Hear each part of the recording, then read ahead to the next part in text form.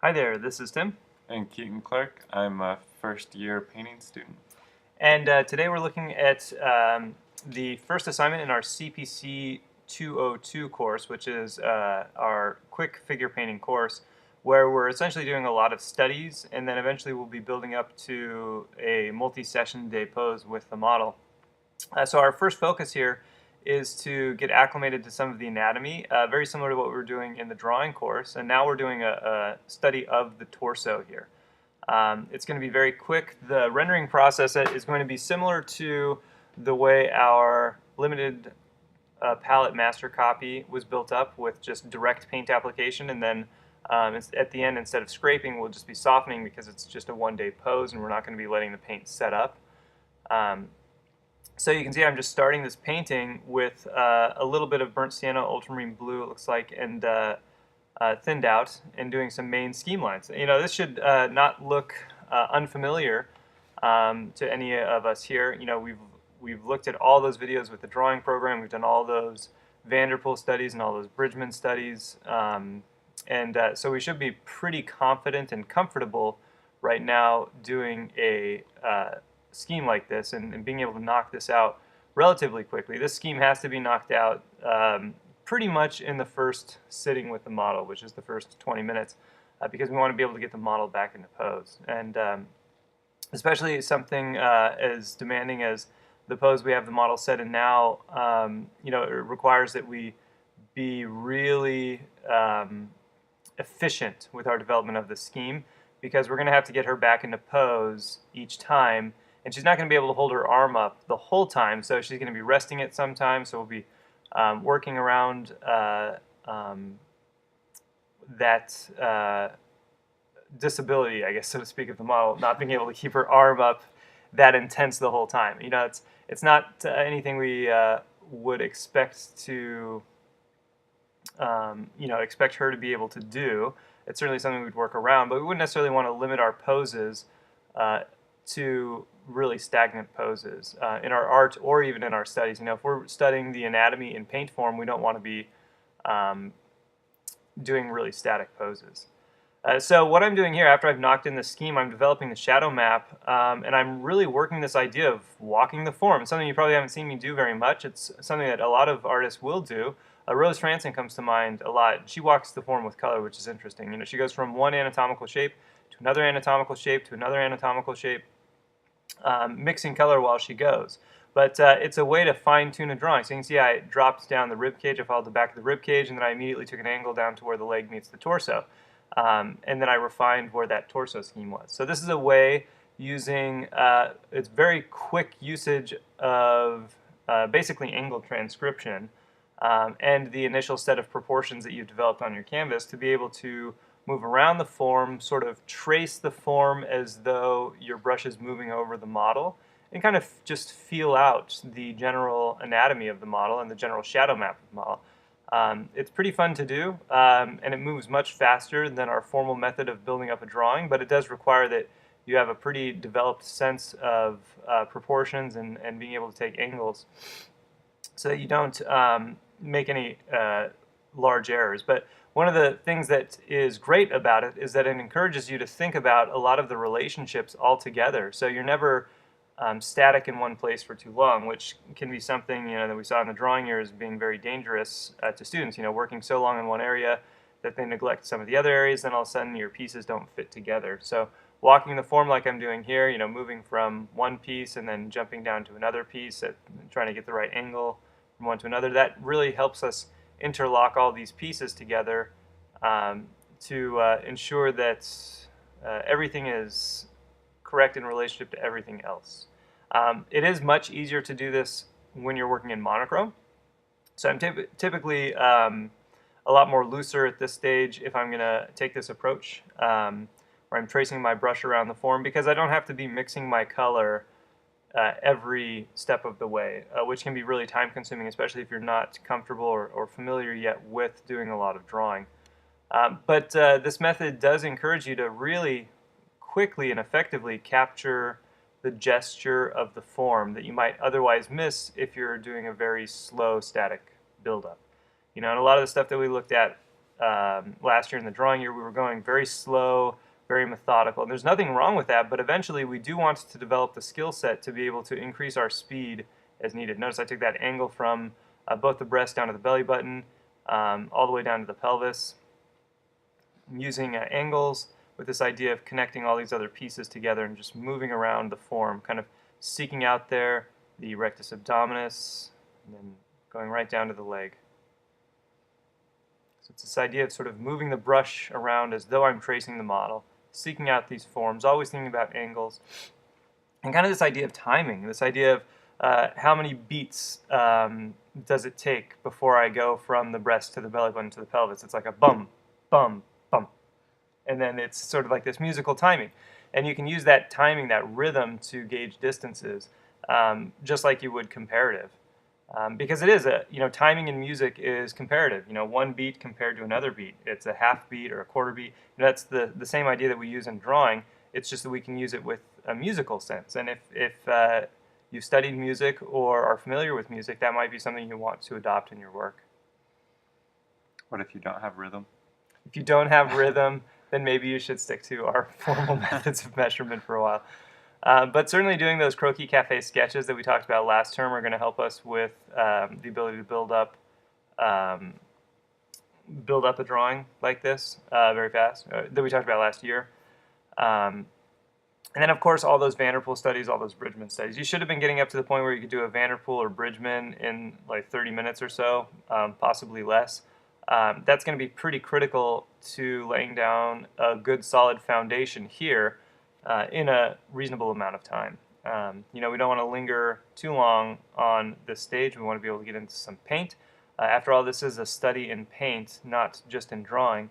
And we want to think about how some of the forms mesh together with paint. So I've pretty much now achieved the drawing that I need to achieve, and so everything from here is just sort of that bonus play time. We'll see me get to a lot of those stages in some of the later paintings, especially when we get to the features, where I just reach a level where the drawing is good, a little bit ahead of schedule, a little bit before the first break, and so I just get to explore, maybe flesh out some of the drawing more, maybe fine-tune it a little more, maybe even build up some value pattern. That's what I'm doing here. I'm laying down some darks where it gets a little darker than the tone, and now I'm digging in with a bristle brush and some mineral spirits to take away the toning of that canvas, stripping that away so I can get some lighter lights on there. I should be able to, in this first sitting, have a decent layout of the values along with the shapes.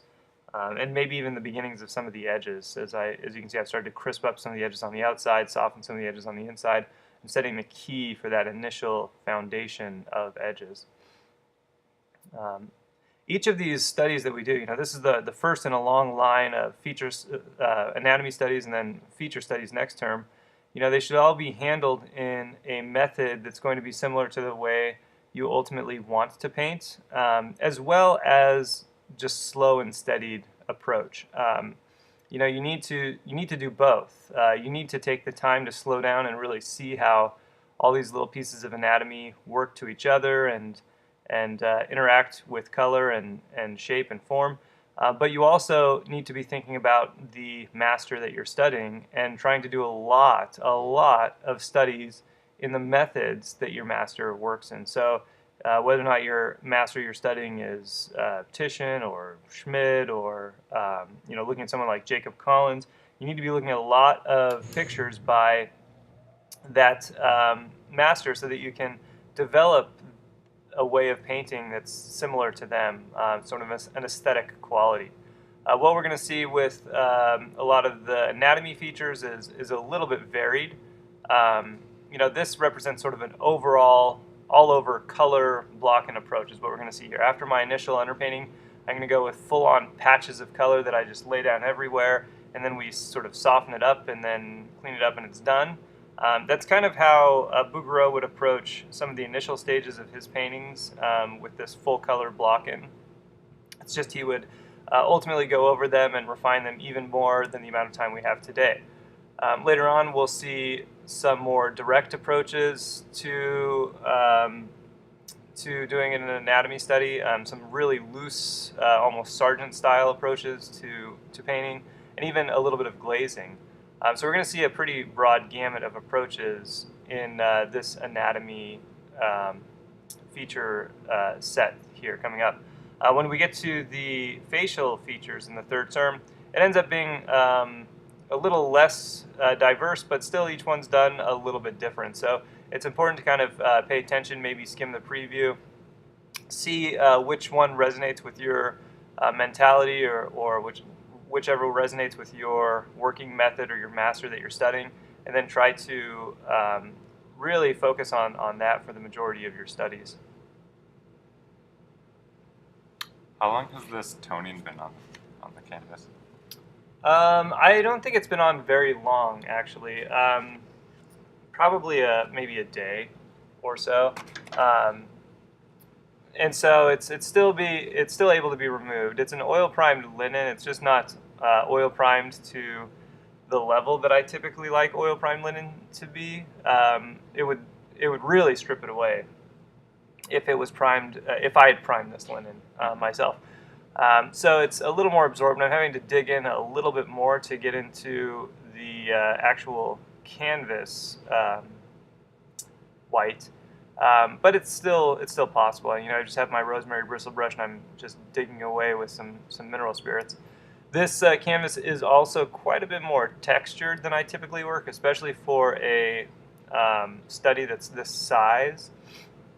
But what that will do for me is allow me to get into some more thick, solid paint application where I can really just drag a brush on there and start to coat and layer some paint without it really slipping and sliding away. It's really going to hold that paint, and then I'll be able to just let it set up and get tacky and smooth it out. This is the type of canvas that I would use if I were intending on doing a multi-layered painting, building up something over several sittings and scraping it down and building it up and scraping it down, much like we saw with the limited palette master copy. So that's a nice solid academic way of building up a painting so that you can start with some really strong color and then build on top of it from there, all the while smoothing out the canvas with each particular layer that you do. Unfortunately, this is only going to be a study, so we're only going to see the initial stages of that approach, but we will see a fairly strong color block in, and then at the end we'll just key our edges to reflect some of the anatomical structures that we've been working on. So it won't be hopefully too overly smooth. It'll still reflect some of the anatomy that we're able to see on the model, and it would be something that we could later on use as a base for a build-up. Now, due to the time limitations that we have with the model here, we're really only going to see one pass here and not much build-up after that softening. But if you advance over to, I think it's the facial feature of the ear, you're going to see essentially what we're doing here, except the initial pass gets done relatively early, and as a result, we get to go in with an additional pass and then some more details on top of that. So we end up seeing quite a bit more of an advanced buildup with that ear, and that's sort of the direction that this particular painting would take in an approach to advance it to a higher level of finish. But at least with this one, we'll be able to retain a lot of this gestural quality that we have with the model. And see, after I scrubbed in some of those values, I went in and I restated a lot of the little bits of anatomy, the belly button, the ribs, going back over the obliques, just to make sure I capture a little more of that tilt, emphasize that lean a little bit. You can see me isolating there.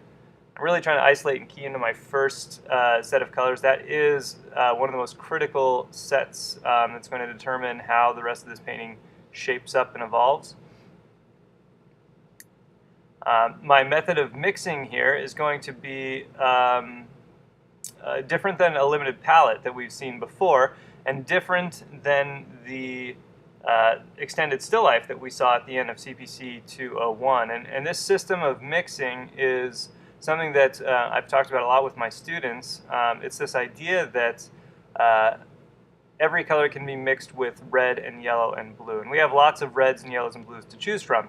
And so I was able to take the colors on my palette that were already existing and rearrange them in such a way that I had 5 sets of red and yellow and blue in different value ranges. And I just grouped those reds and yellows and blues together. So what we see, for example, at the top left, it's a very light yellow, a very light red, and a very light blue. And that allows me to dispense with the usage of white. And then next to that we have a CAD yellow, and then you can't see next to it, but we have a CAD red light, and then a King's blue, which is a very light premixed blue. On the second row here, we have a yellow ochre, CAD red medium, and a cerulean blue hue. That represents a red, yellow, and blue at the exact middle of my value scale. If I mix them in equal influence, I get a gray that is a mid-value of a 5. Next to that, I have a viridian, which serves as a yellow. Now I've replaced it with transparent oxide yellow in my palette. A burnt sienna or transparent oxide red, and a cobalt blue. And then the darkest range that I have is represented by a burnt umber for the yellow, an alizarin for the red, and a ultramarine blue or ivory black for the blue. And that serves as my darkest red, yellow, and blue for all the accents that I need to make. So essentially, the benefit of this palette is it lifts the requirement of kind of remembering specific color combinations to achieve the colors that we're observing, and instead shift to a method where we first identify the value of what we're looking at, and then that tells us where to start. It tells us which set of red, yellow, and blue to utilize. And we can get pretty close there. We start with the family that it is, and then we add additional opposing colors of the red, yellow, and blue until there's enough of a balance to create the chroma that we need. So we adjust the chroma by adding opposites. So right now I've got kind of a red, and I'm knocking down the red by also adding blue and a little bit of yellow. So that lowers the chroma of the red, gets me a nice subtle low chroma pink, and I am able to lay that down, and it gets pretty close to the model. So if we end up wanting to raise or lower the value, and this is the beauty of the system, instead of dipping into white to raise the value, or instead of dipping into black or alizarin to lower the value, we instead dip into the set of red and yellow and blue that is directly adjacent to the area we're mixing in. So for example, if I'm mixing in my mid-value red, yellow, and blue, which is my ochre, CAD red medium, and cerulean blue hue, and I need to lighten up that puddle, then I instead of dipping into white, I go to my CAD yellow lights, CAD red lights, and my King's blue. And I add those colors in until I've not only adjusted the value, but also fine-tuned the color to exactly what I need. This method alleviates the need for a lot of white, especially in the shadows. You can paint all of your shadows with that bottom row, and thus keep everything really, really rich and chromatic in the shadow areas. And it makes paintings glow a lot more because you're not utilizing a cool white or just a cool black to raise and lower the value. You're really just taking advantage of the inherent value range that exists in the pigments on your palette. So this is a method of arranging palette that I've utilized for quite some time. Works especially well with landscape paintings, and it works especially well when you have done a poster study ahead of time, because the essential goal of a poster study is to organize your drawing or painting into 5 values. And so if you've created a poster study and you've assigned a set of 5 values to your subject, then you know exactly which set of red, yellow, and blue to mix all of those colors in. And it keeps things very simple, very organized, very clean, and it removes any ambiguity from the color mixing system. All you are then required to do is identify the family, red, yellow, blue, green, orange, purple, and then identify the amount of chroma it has to it, you know, really chromatic or really low in chroma. And if it leans one way or another to a color near it. And then by doing that, you preserve your value structure, which I've found to be the most difficult things for students to do when transitioning from drawing to painting. And if you have a nice strong value structure, then your painting will hold even if your color is a little wrong. So that's the system of mixing we're going to be using here and for a lot of the videos, especially when I'm utilizing the parallel palette here that David Casson sells. It's a nice, compact, portable palette. It has enough room for me to arrange my palette this way, and I can keep all of my light colors on the top, all of my dark colors on the bottom, and thus keep everything really nice and organized and clean. Just laying in these big broad patches of color now, really trying to go pretty much as thick as I can in here without getting impasto. And there's sort of a limit to how much I can do with my brush. I'm using a comber brush from Rosemary, which is a great brush. It's very diverse. I can use it to apply paint and adjust edges and create different textural qualities and different brush strokes with it. Sometimes it's a little more difficult to utilize applying direct paint, so occasionally I'll need to use a little bit of medium in there. But as a whole, I should be able to do the majority of my painting here with this brush.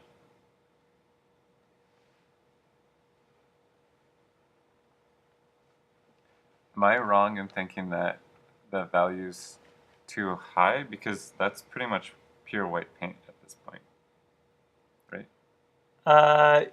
I would say you are wrong if you isolate the values.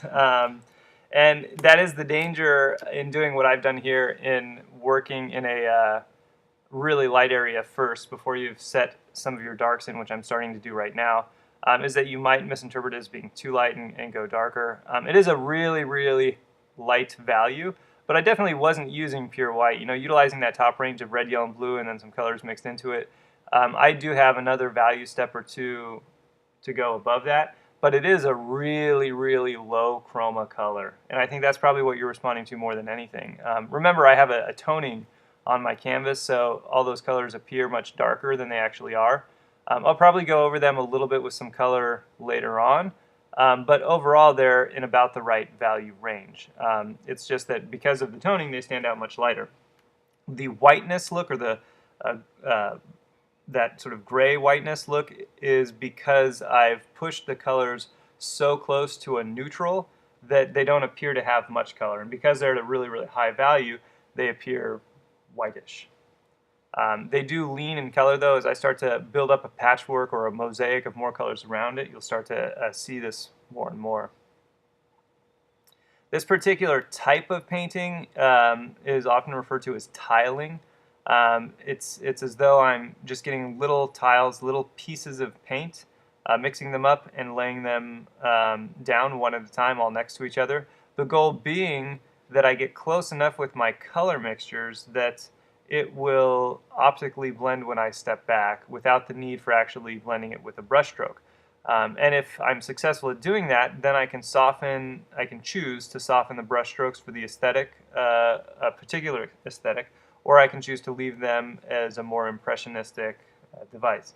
But this tiling system is nice because it removes the need for you to soften your paint as you go. It allows you to really consider whether or not you were correct in your selection of color and value, and then from there, once you have adjusted the color and value to be as correct as you can, then you can soften it towards the end, and that's actually what we're going to see here today. So I'm going to build up this patchwork as close as I can, create individual little pieces all next to each other as close as I can, just essentially working from one area out and keying the colors off of the first area. You know, I'm doing a heavy amount of isolating, but ultimately the painting itself has to be keyed to itself, and so I have to be quite cautious of that. You know, if I isolated incorrectly initially while I built up this patchwork of colors in the beginning and made things a little too blue or a little too red, then I just have to roll with that and key everything else a little blue or a little red by the same amount.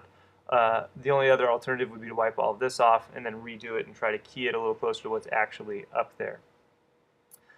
So this is this idea of working from one way out is going to help in creating a more unified piece, because you've given yourself an immediate anchor for color that you wouldn't otherwise have. You know, we obviously do have the model as sort of a reference. However, in many situations, the model can be in a different lighting condition than our painting. You know, in this particular instance, the model does have a spotlight on her, so I can't just simply isolate the color and then copy the color that I see when I isolate it, because the value structure is just too different on the model than from my painting. So creating this key initially for color is really going to be instrumental in making sure that my piece stays unified and correct the whole way through. You can see as I start to add some of this lighter paint, which still has color in it, you can see how much lighter it is than what the areas that looked white already before. It's just a subtle dance of little tiny pieces of paint all hovering around that really neutral neutral world, just neutral pink, neutral blue, really equal influences of red, yellow, and blue in there. So this method of blossoming from one area out is something that I've done a lot in my painting career. Obviously this is different than what we saw with the still life painting last. It's close to what we saw with some of the master copies before, where I started with one area and moved down. And this is actually how I used to do a lot of my paintings in Chicago. It's a very sort of Richard Schmid idea, starting with one area, really trying to finish it out correctly, and then keying everything else off of that one area. And then at very least, if you only get that one area painted, at least it'll be really nice. So it's a good philosophy to have. The alternative that still falls in the same sort of paint application and buildup that you'll see later on with something like the ear that we've mentioned before is that initially I go all over and I sort of build up a patchwork all over, similar to a color sketch that we looked at from last term. And then I sort of stitch all those pieces together. So while this paint application is the same, it's sort of a different mentality. Instead of focusing on the color as a whole, I'm starting to think about the color in a localized area with the intent to key off of that. And you can see all of my brushwork is really following the direction of the anatomy in the same way we did with drawing. You really need to make sure, again, you're up on all those drawing concepts that were discussed in the first year, because that's really going to have an impact on how structural and how dimensional these anatomy studies appear. This idea of following the form with and across the form that we talked about in drawing becomes really paramount in creating some of the dimensionality here, especially when the values and the colors are just so tight together, so close together, you can barely perceive any difference. But if we continue to keep building this up and laying these strokes down subtly, following the form and going across the form, then even when it's blended out, there's still left some small indication that that was done. And that gives the viewer sort of just an additional bit of guideline or understanding that the form is wrapping or moving around in a particular way. So it's just another way to beef up the dimensionality, the anatomical qualities of your subject. And if we look historically at the use of something like this, we see it greatly in figures of the foreground. It certainly we see it in paintings of some of the direct painters like Velázquez and Frans Hals, but when we look at some of the more classical and academic painters, we see that these kind of strokes really occurred in our central figures of greater importance. And that allowed these figures in some of these massive multifigural paintings to sort of stand out as though they're in a theater spotlight because they look a little more dimensional.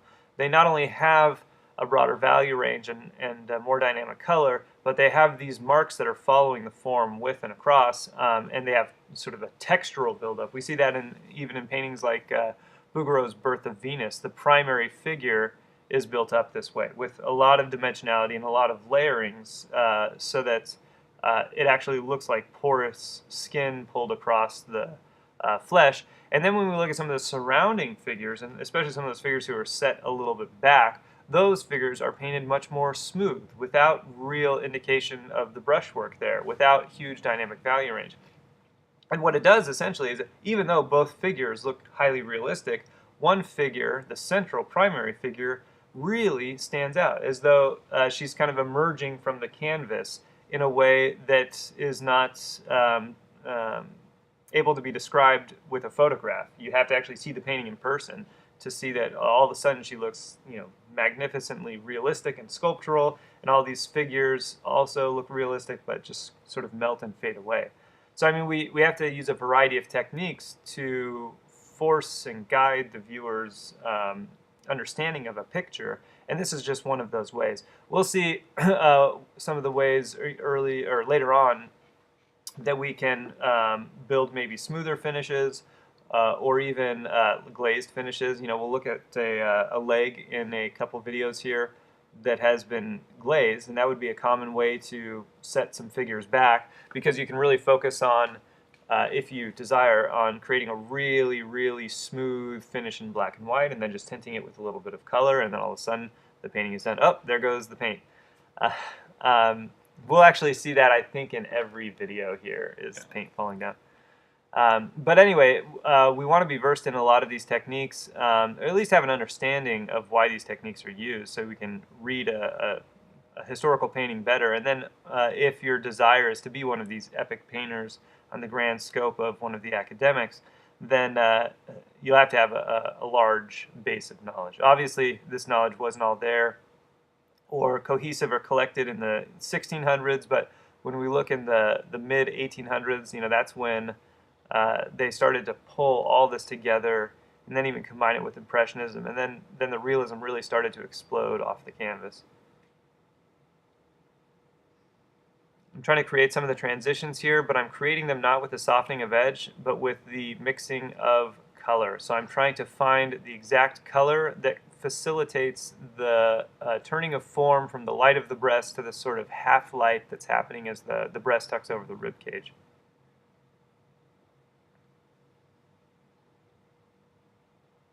I have to be really careful as I move down into the shadow side of the breast. It's not a super dark, so I don't want to go too dark with it, but it does need to read as though it's in shadow, and it does need to have that reflected light. And that reflected light is something that I see blown out all the time in students' drawings and paintings, and something to really be cautious about. You have to make sure that when you squint down at your drawing or painting, that the reflected light folds into the surrounding shape in the same way that the reflected light folds in your reference. And in this case, you know, I only have to squint down about halfway on the picture-in-picture before that reflected light starts to disappear.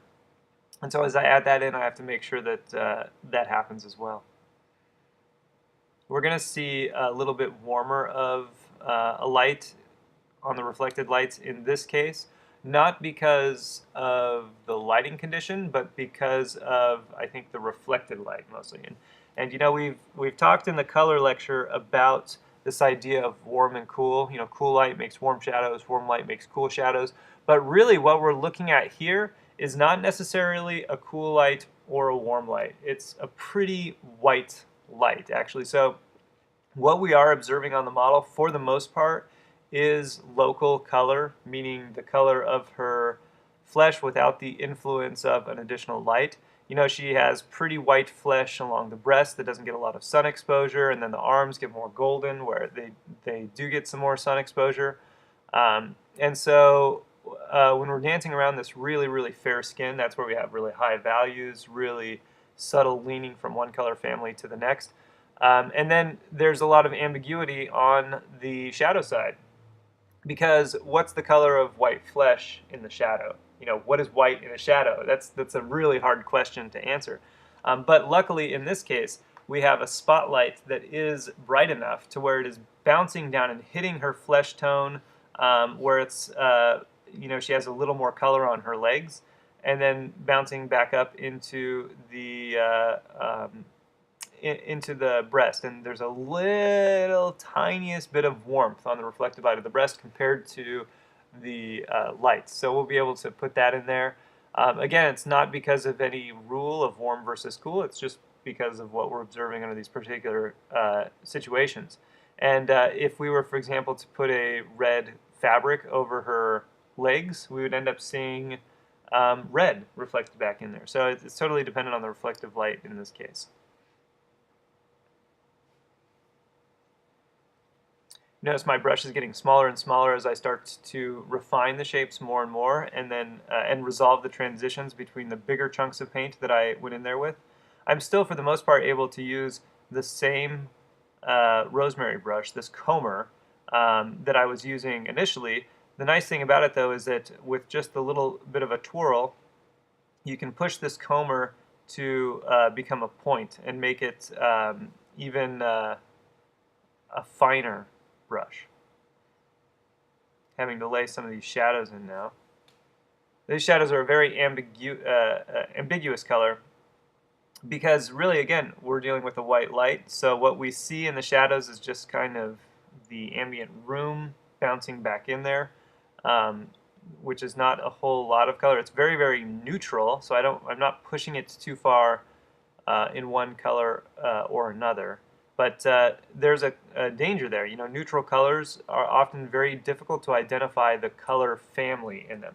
And I think that's why a lot of students, you know, going to paint something in this particular light, for instance, especially on the breast, would end up just going with a whitish color without really any color family because it does look very white.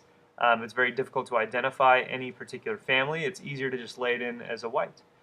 So we just have to be really cautious and understand that in almost no situation is something going to be completely colorless. Almost nothing will have no family, even if it's really, really neutral and really, really gray looking.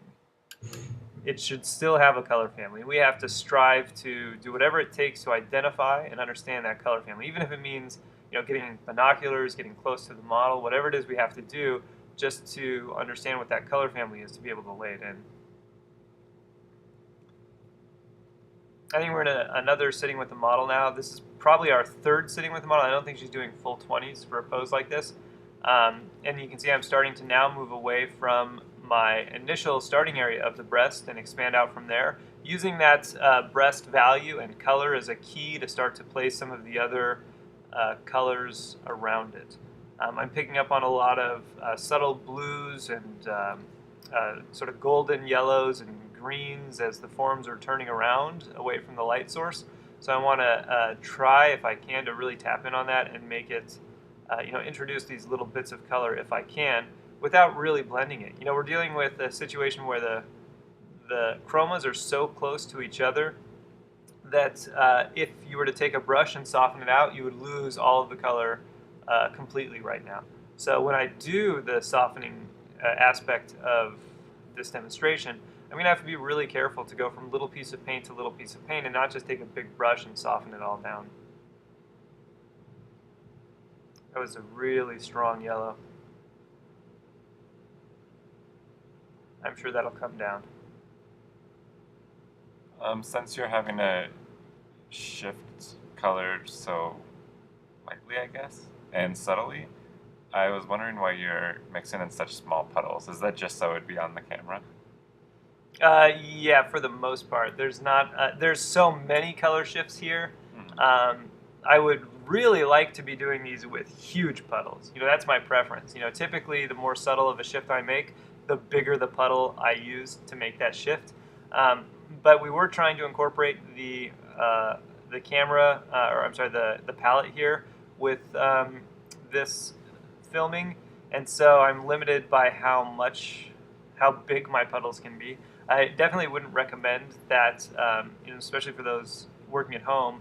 I would recommend getting the biggest palette you can get away with and putting it right up there next to your painting. And if you can, you know, something like the palette that we saw even in the last video, the extended still life, where I got the 11 by 14 piece of glass and I put some duct tape on it to keep the paint from falling down. That is probably 3 times the mixing surface, or 4 times the mixing surface even, that I have here on this painting.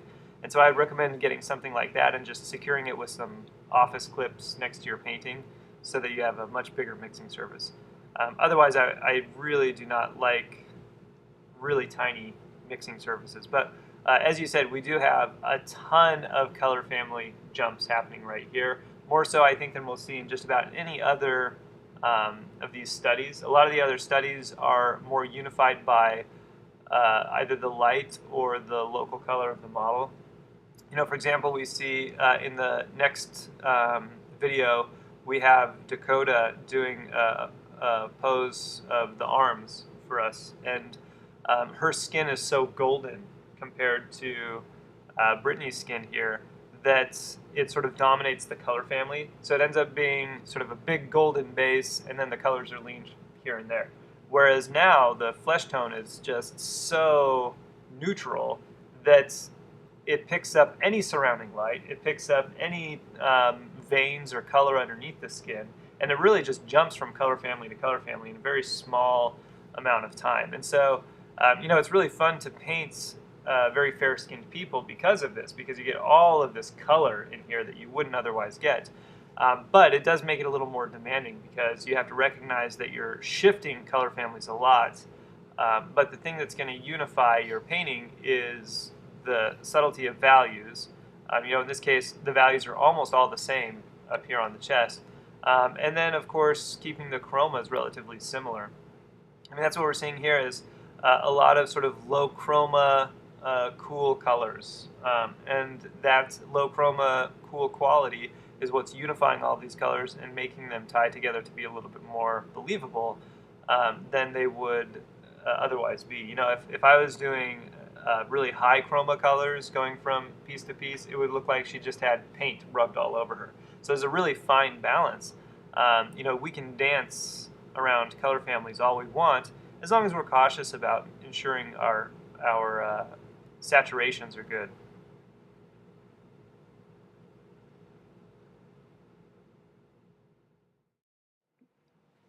So what you'll see also as I'm starting to lay this paint down, I'm starting out with a fresh puddle here, fresh model sitting.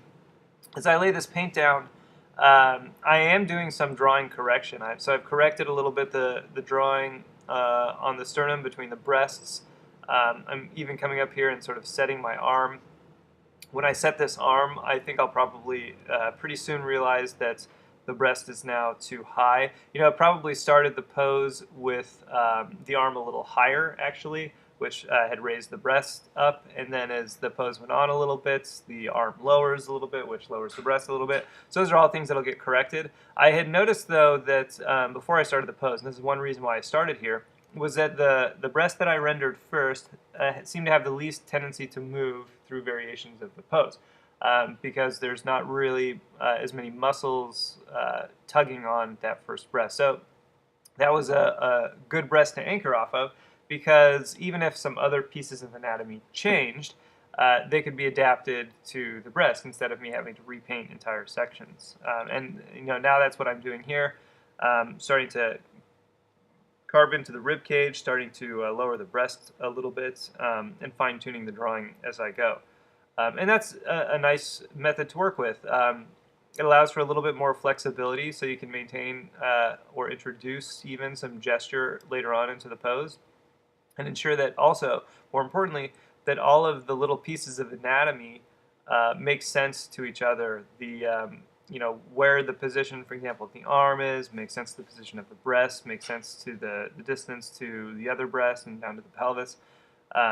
You can adapt and change to all of that. If I had spent a long period of time in the very, very beginning working on a drawing, then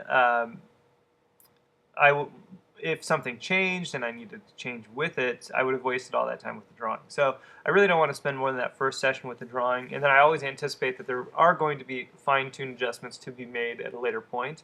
And that'll also ensure that I'm always thinking about drawing, and I never just completely abandon the idea of, okay, well, I did the drawing in the first sitting, so I no longer have to think about drawing anymore. I'm done thinking about drawing. It's only about painting. That really only works if you're doing a glazed painting. And once you've done the black and white, then you're done with the drawing, really. But any other type of painting, like a more gestural anatomy study we're doing here, you really do have to contemplate more the idea that drawing will continually be refined and corrected as we go. Why did you hold off so long putting in some of these darker shadows? Well, I'm pretty much doing from the inside out kind of idea. So I really wanted to be confident with my anchor shape or set of shapes, and now I'm naturally working out from the center. So I didn't want to jump too far to those. I think I probably put them in too soon, actually, just because I haven't painted really down to those areas quite yet. And I think the reason I added them in this soon was just so that I could finish fine-tuning some of these areas now. But I don't think they necessarily need to be added in earlier. Those accents are typically something that I would recommend waiting until much later on to do. It's very difficult in many instances to see the color and the true value of a small shape like that. Um, and as a result, we tend to blow them out.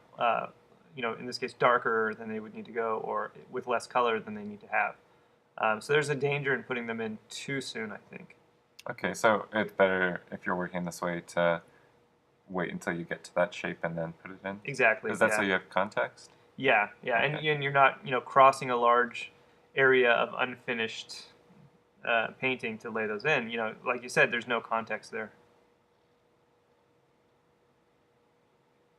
Now, if you were to really carefully isolate, maybe get close to the model, and you've been doing that the whole time, then you could jump ahead and do that because it doesn't matter if it doesn't have context yet, if it's true to the model.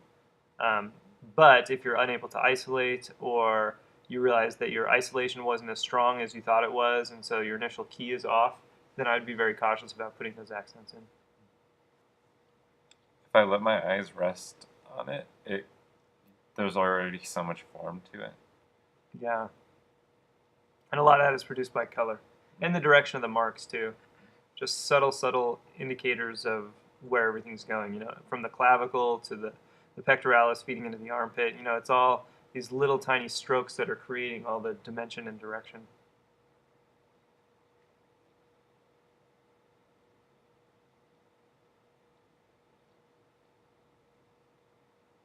See me really taking some angles there.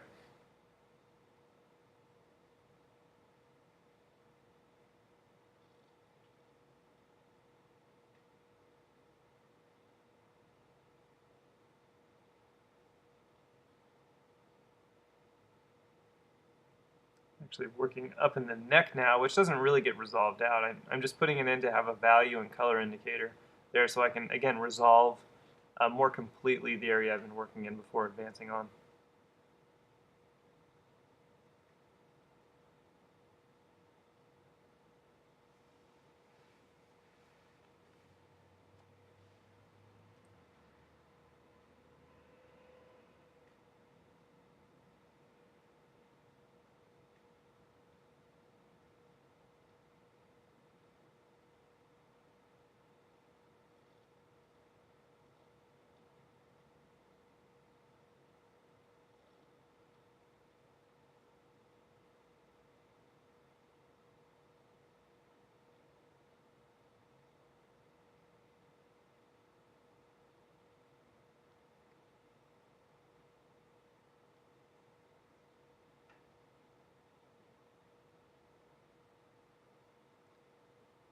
I am getting quite a bit of paint buildup in some of these areas, and so as a result, I'm able to put in some notes of more pure chroma with the anticipation that they're going to blend just a bit with some of the paint that's already on there.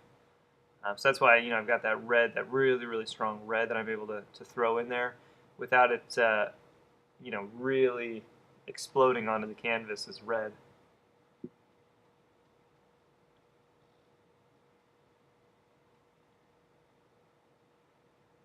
I'm laying in this cast shadow now, which I don't think was actually initially there when I painted this area, um, but it adds a nice little bit of additional form to the torso.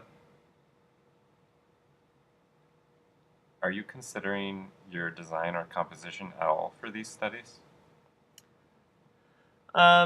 Only in so much as how much surrounding area gets put in, I think, Mm-hmm. just to make them interesting and aesthetically pleasing. Instead of having it just completely cropped off at a strange area, I think. And for something like that, you can even think about, in a case like this, a Greek statue that's lost all of its limbs and arms and head, and what does it look like, and how much arm is showing, and how much shoulder is showing, and all that sort of stuff. And if you kind of replicate some of that, it looks a little more classical, just because I think that's what we're acquainted with.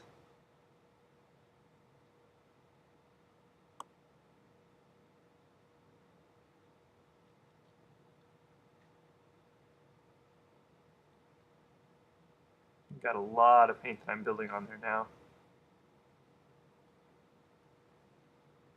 That is one of the nice things about working with a thicker canvas is you can really just pile that paint on.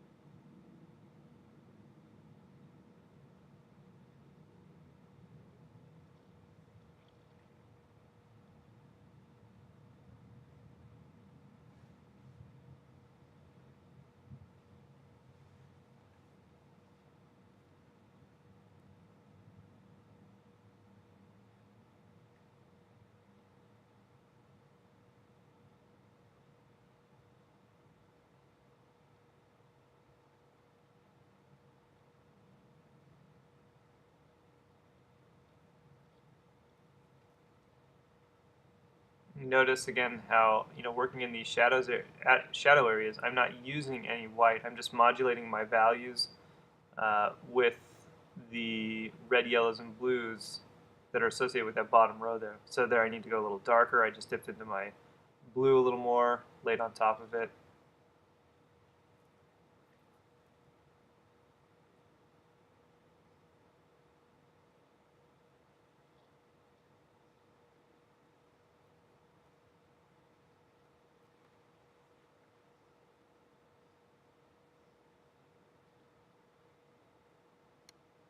This is where it gets a little tricky is, working in value tones that are in between your top row and your bottom row.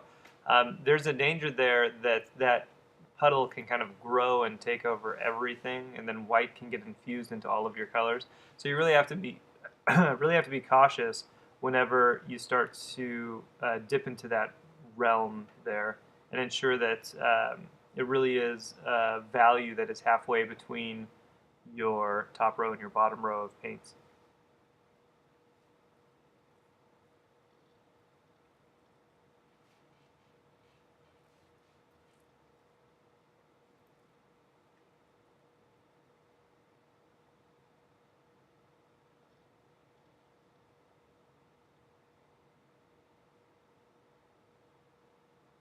I'm really picking up on some of those blues as it transitions into the shadow. And I almost don't even see them when I really stare at the model. It's really when you sort of have a fleeting glance at the model. A lot like how we were doing with our color sketches. That's when you start to see a lot of these colors.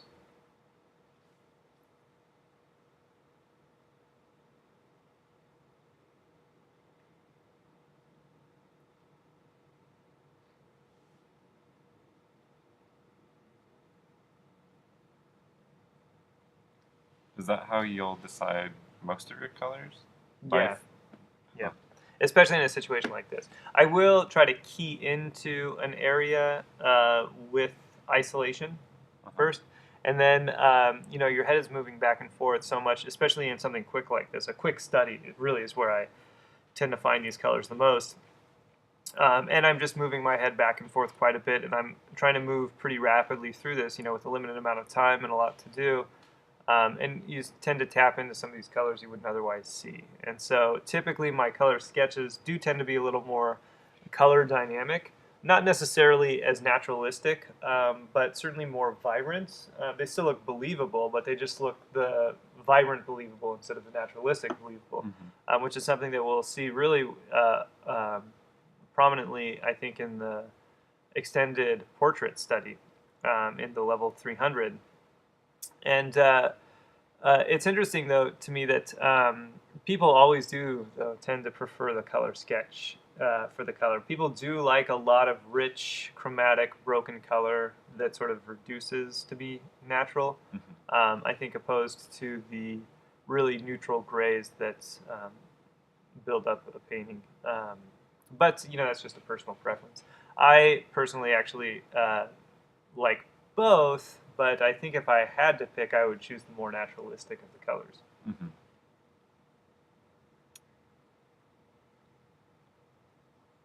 So it's not possible to isolate that sort of fleeting color, is it?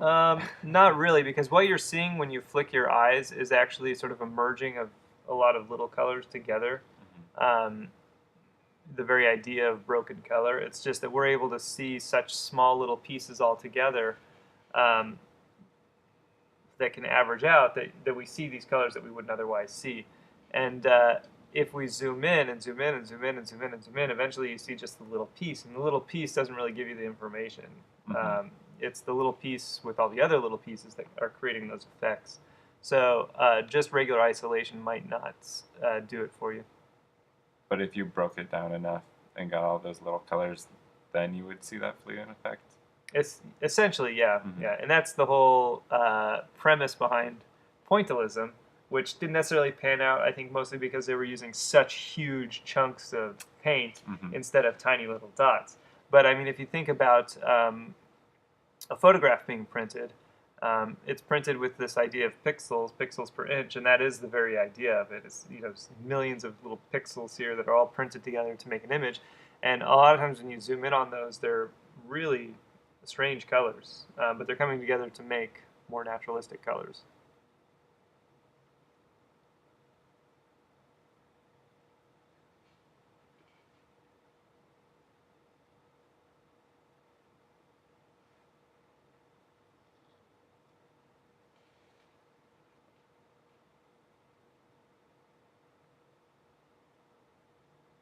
The key with something like that is to ensure that the chromas of your colors aren't too wild, so that even if you are doing this sort of broken color, color all over the place, fleeting color effect look, it doesn't look unnatural. It can still look believable when you do it, but I know a lot of artists who um, really load a ton of chroma in their pictures to the point where it doesn't seem to have a coherent feeling of light in there, and it feels like there's kind of like we mentioned before, like there's paint on the model instead of the model being naturally colored.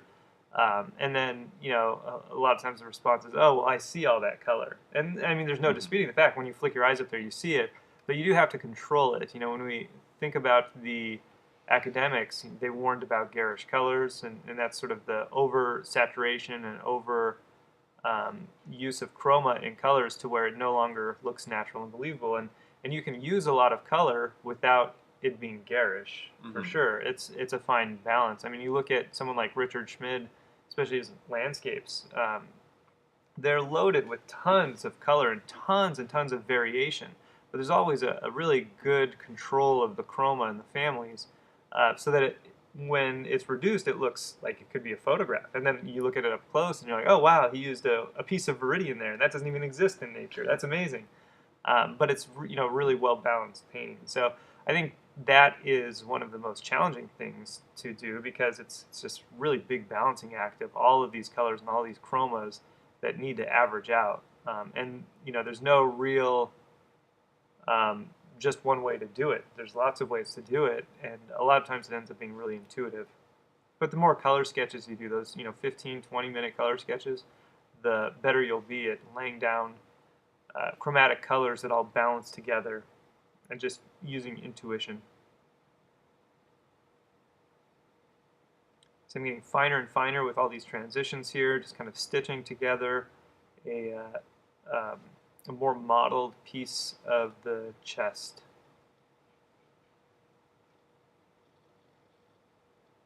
I think right now our camera is exposure is keyed just a little bit high also.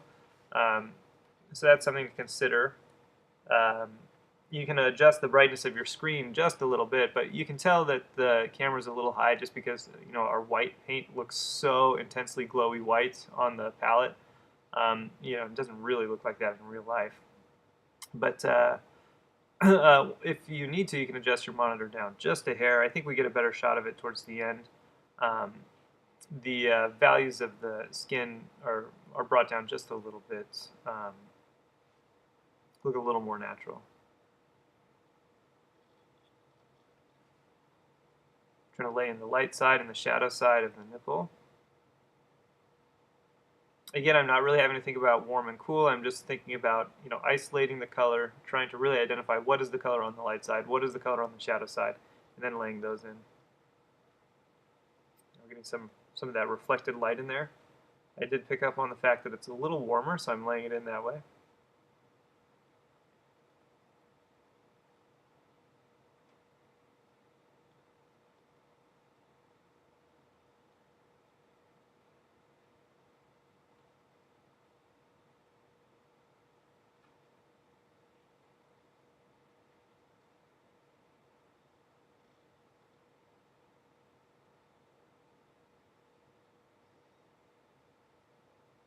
That Terminator has to have special attention paid to it, because that does completely describe the shape of the breast there. So that's a pretty important contour to get, that separation of the light and the dark there.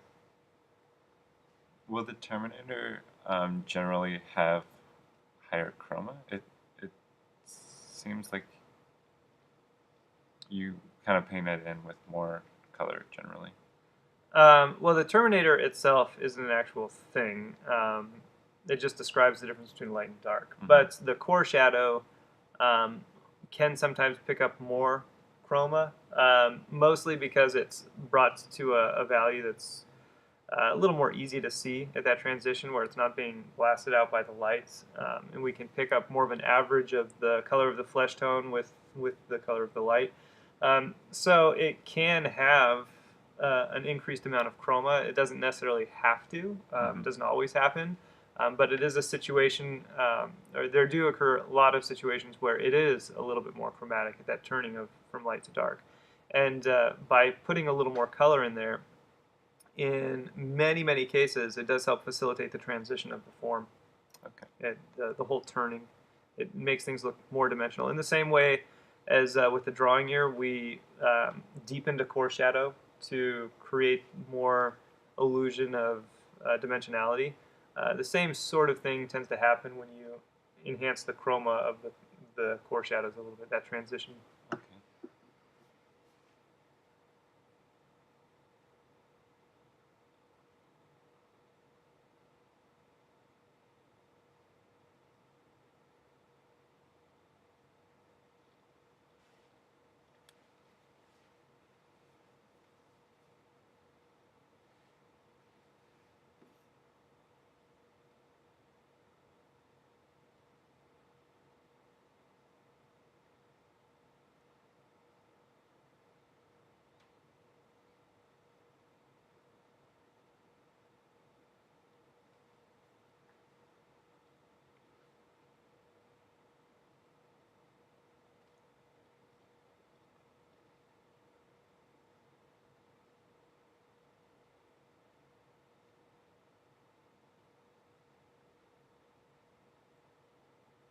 As I lay down all these colors, I really want to resist the temptation to just soften anything out or lick the canvas. That'll really kill my colors. It'll also kill that sort of dimensionality of the brushwork that I'm setting up, following the form.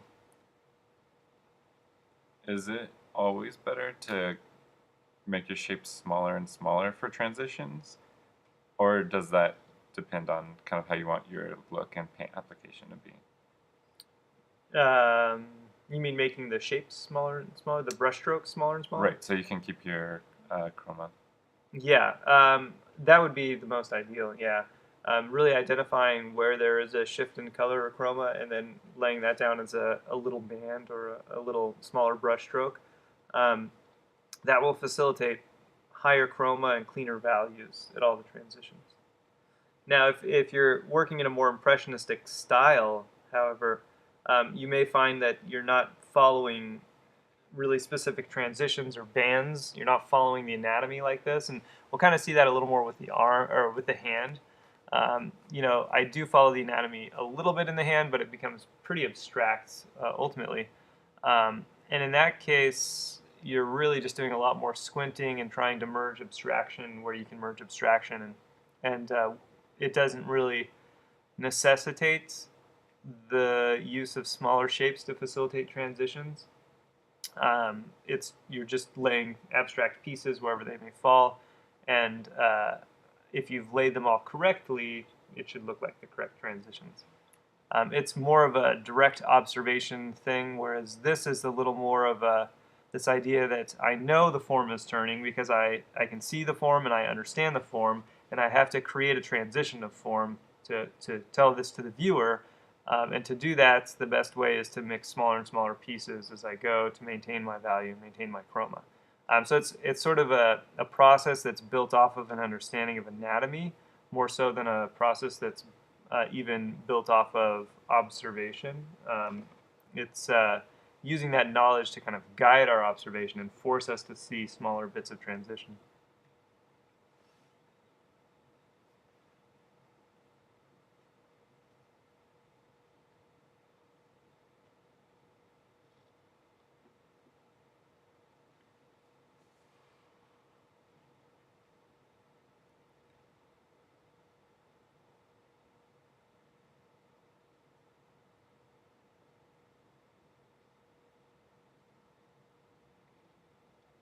Would you sometimes go too sort of warm and chromatic like that and then paint over it so some of that peeks through, or was that you trying to find that color?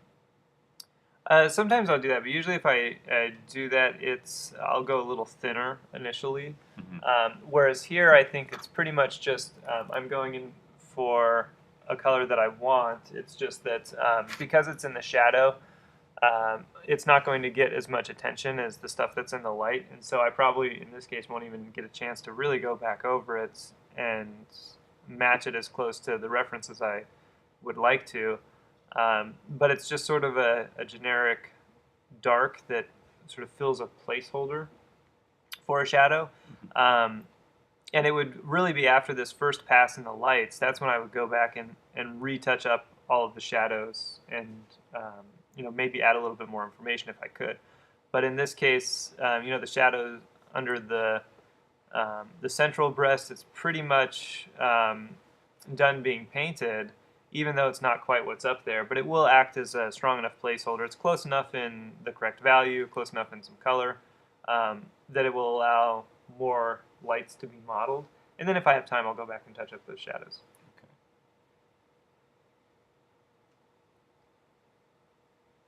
Getting in with some lighter lights on that breast now. You can now really see how non-white the initial areas that I painted were, up near that pectoralis up top, as I start to lay in these really light lights.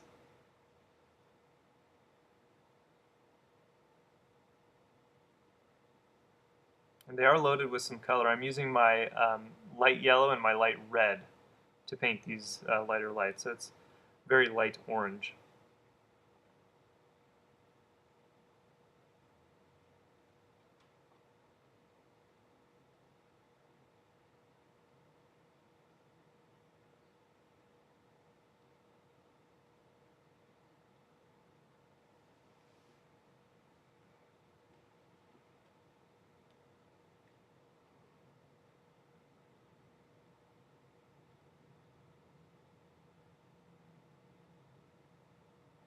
Just trying to cover up a little bits of canvas and create that transition right there on the between the shadow side and the light side. And notice I'm really trying to do it without softening anything out. So I'm doing a stroke or two and then mixing, a stroke or two and then mixing, a stroke or two and then mixing. I actually did create some broken edges to help facilitate that transition. Not necessarily intentionally, but as I applied more and more paint, it created a little bit more of a broken edge there.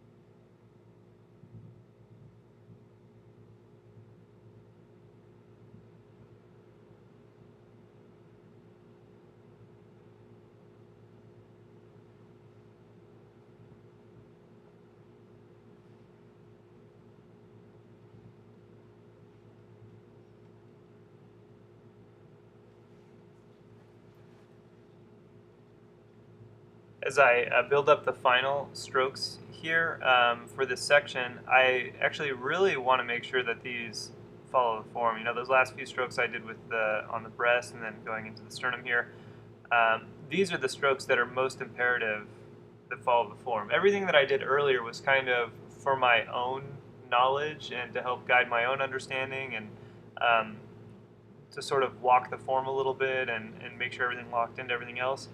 Um, Now, those strokes didn't necessarily have to follow the form if I was intending to come over it like I'm kind of doing now and doing this little pass where I'm stitching everything together and really going along with and against the form because these are the strokes, these final strokes here are the ones that are ultimately going to show up.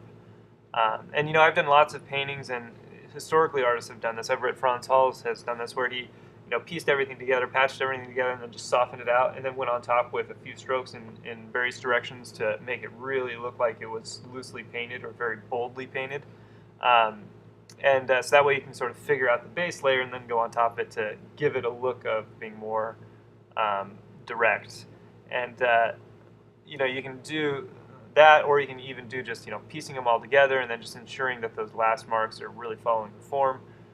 It's just it's totally optional, but I really want to make sure that these top strokes do have some indication of that direction of form, because that is what's going to be retained more in the final. And isn't that how we treated the Vanderpoels with charcoal and chalk? Yeah, yep. Yeah, we initially laid down a base structure of value and kind of stumped it in, and then we went over following the form with and against the form and the lights to really flesh out that anatomy and fine tune the values also. So yeah, again, this is a very direct translation to the Vanderpoels. It's kind of crazy how much transfers over from drawing. Right.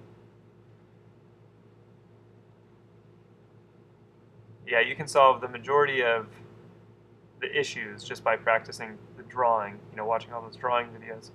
And then when you get here, it's just mostly dealing with the intricacies of mixing color and laying down the paint to having it behave the way you want it to behave. But, your ability to lay down color or even mix color, or your ability to lay down paint, shouldn't really have any bearing on the correctness of this looking like a torso, right? Because if we turn this to black and white, it would still look like a torso, and that's all in the drawing.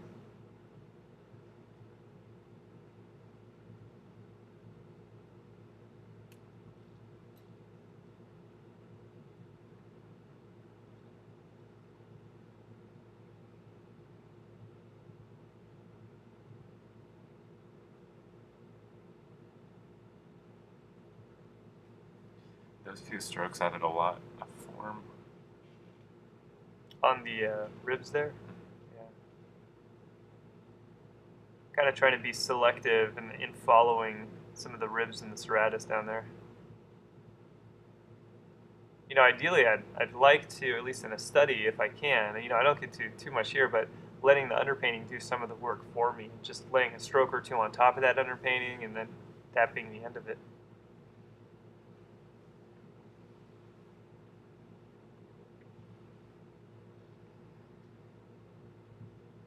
So you can see I spent over an hour kind of keying that first area. It took me an hour and 12 minutes to get everything drawn in, and then developing up that breast to be what I deem to be more of a finish set of shape, value, edge, and color. And I did have to go around it and develop some of the surrounding areas at a certain point to be able to carry it out to that complete level of buildup that I was hoping to get. So you can kind of gauge, how far you can go. So I went like maybe 75, 80%, and then I had to paint some of the other breast, and then really go back into the shadows here, and then that allowed me to get up to like a 95 to 100% with the finish of the breast. And then of course the rest will be handled with the softening later on. And now I'll have the luxury of being able to start to build to some of the other areas after these last little touches here.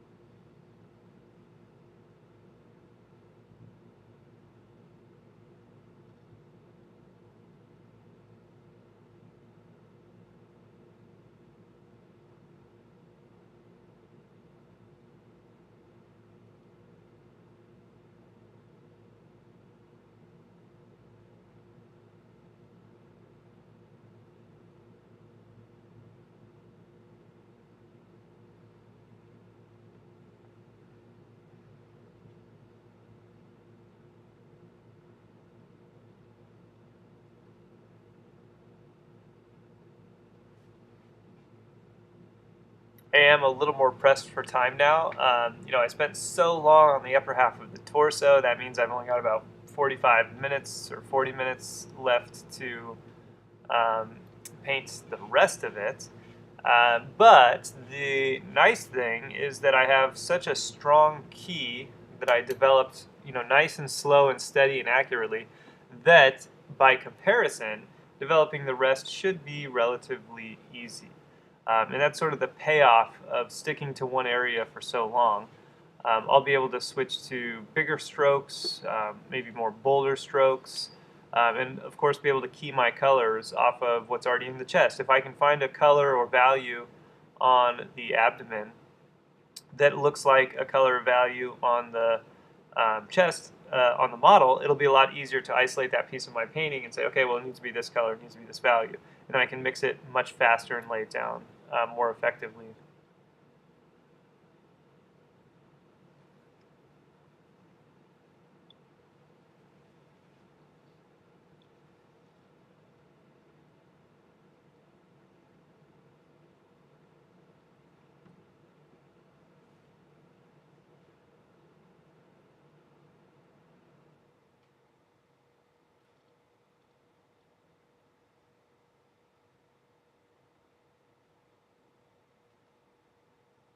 I should mention that for the toning, it would have been a little bit wiser if I had waited until I was actually about to do this painting to do that toning behind. And then I could have toned it to that sort of bluish gray of the wall back there, and it would have made a lot of these color selections much easier. Because then, of course, as I lay a stroke down, it would be in the correct relationship to the background, and I would be a little more certain that it's correct without having to do quite as much isolation as I'm having to do.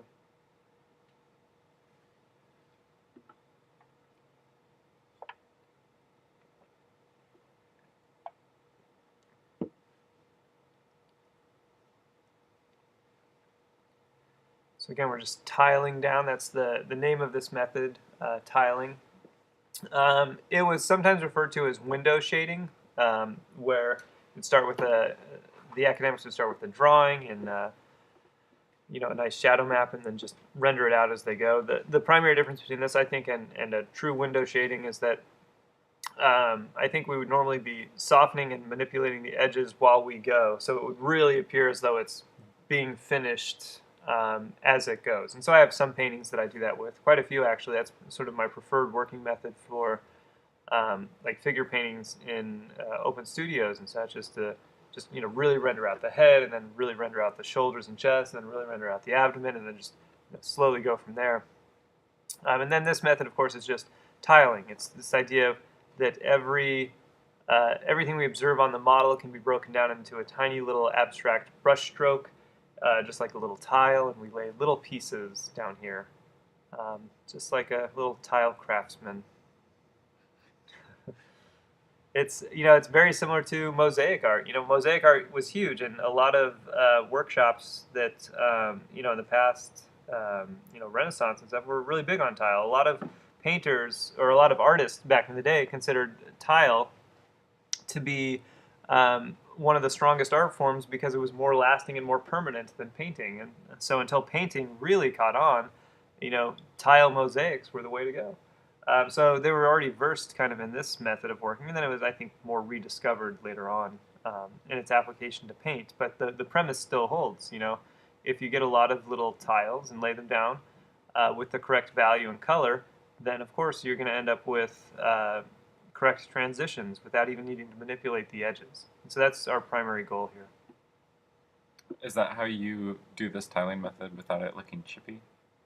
Yes. Yeah. If it looks too chippy, and that's something that I've noticed in my own work, and I noticed a lot of students struggle with that, it's because the value contrast is too great from one tile to the next.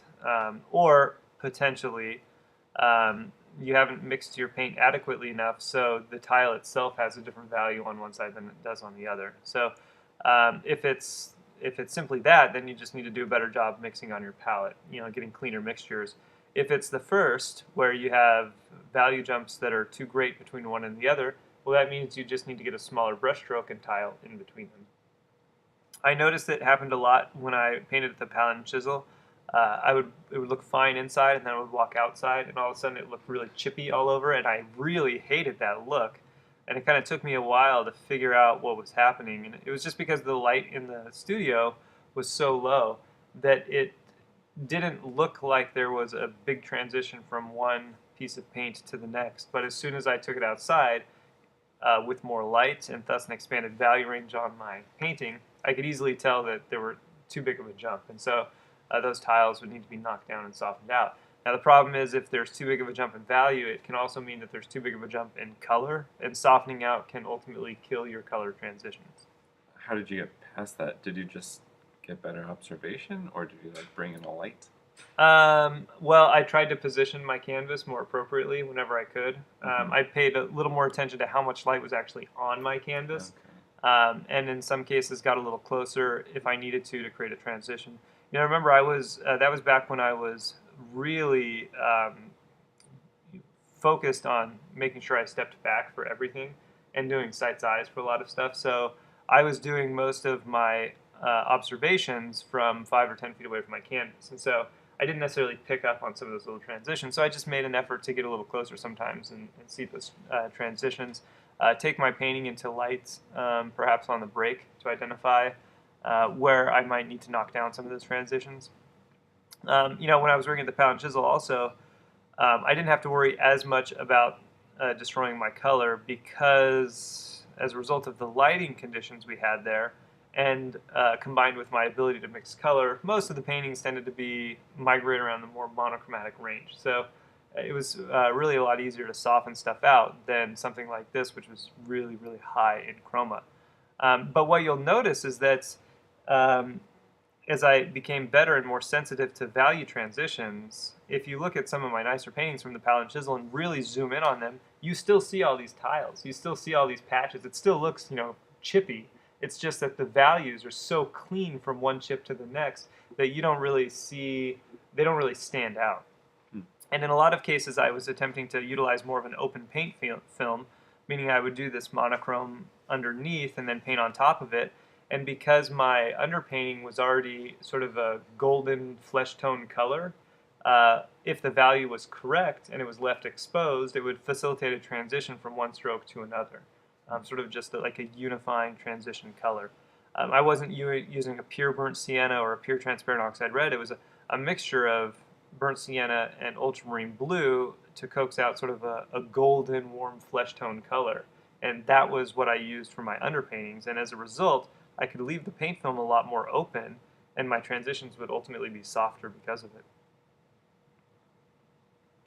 What would you say is better conditions for a student learning painting? Would you say it's kind of the monochromatic lower light situations at the palette and chisel, or something like this, where it's like there's a ton of little subtle colors and it's higher light? Um, Well, we would still have a lot of. Well, I guess we wouldn't have too much color on the model. Yeah, it's tough to make that call. I've tried to make our studio here pretty much as ideal as possible in terms of we have a fair amount of light on all the canvases in just about all the positions. The model is under a clear, nice, clean light, so we can see a lot of color. The volume of light on the model does not typically exceed the volume of light on the canvas, so you can actually isolate and match literally. And there's a lot of people who would argue that these are all creating handicaps that mean you're going to have to paint under those conditions if you want a successful painting. So it's sort of, both. I guess you should do both. And that's a response that you're going to hear to a lot of questions throughout the video series here, um, is that you should try to do both. You should try to paint under poor light and paint under good light. The light on your model does not actually matter. The light on your canvas is really more important. I mean, it's good to have a white, balanced, clean light on your canvas so you can actually see the colors that you're laying down there. But at the same time, you should be able to work in lots of different conditions. It's just that you might not be as happy with the results. So, when you're doing alla prima, though, it's not as big of a deal because you do it one day and then you assess and then you learn from it. And if it doesn't come out, it's not a big deal. It was just one day. Whereas if you're building up a painting over a week or multiple weeks and then you realize that the lighting conditions weren't ideal and in fact inhibited the success, then that's kind of disheartening. So you should try to learn both if you can. But if you're doing longer studio pieces where you're trying to get a good finished product, I strongly think you should put a white light over your canvas and paint it as such.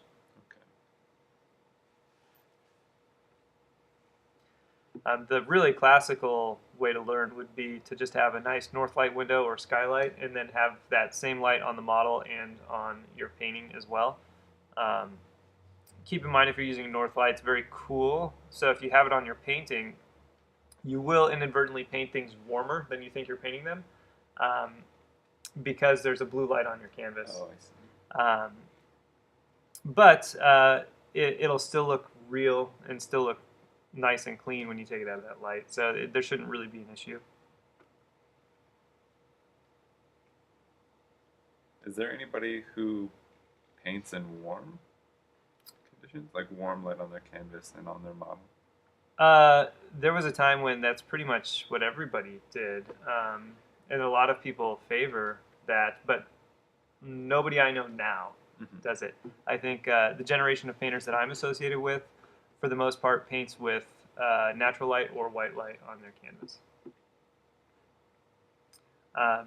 It seemed like I've encountered a lot of older painters who really favored the yellow light. I think, well, variety of different reasons. One reason that was pretty common was the fact that galleries were showing, at least for a long period of time, under warm halogens, and so they wanted to see what it would look like under gallery light before they, while they were working on it. And then some people just like it because it made their paintings look better because it sort of unifies the color scheme. But yeah, you just don't know as much what the color looks like.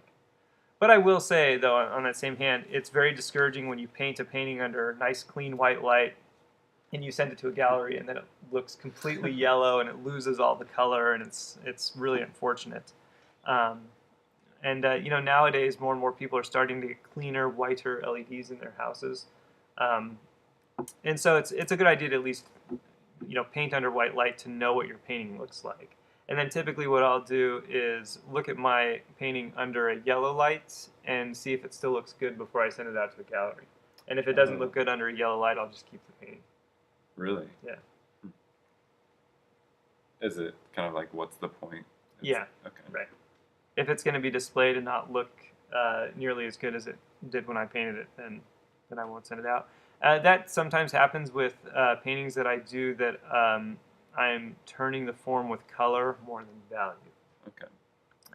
There was actually a self-portrait that I did that I was going to hang at my last show in Chicago, but the whole face was turned with color shifting, and so when I put it under the light, the whole face looked completely flat because the orange just washed out all the color. And so I didn't even bother putting it in the show. Did that make it look like you messed up the drawing? No, the shapes still looked fine. It just looked like the face was like a construction paper cut out shape instead of, an actual modeled face. But, that does testify to this idea that value carries the structure of a painting, really. Color form shifts are nice, but you really need a setting to display it in. A gallery that uses white light or a gallery that has windows or skylights to really coax out all the subtlety of color.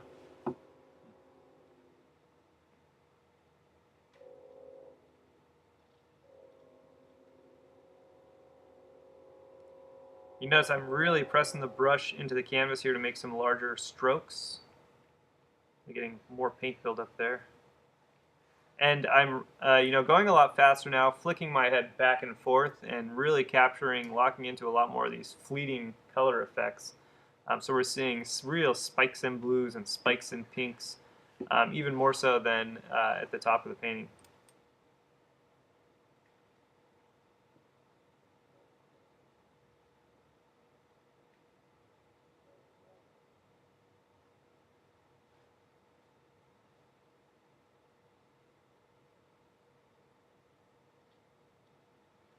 But I am still thinking about having all these strokes follow the form.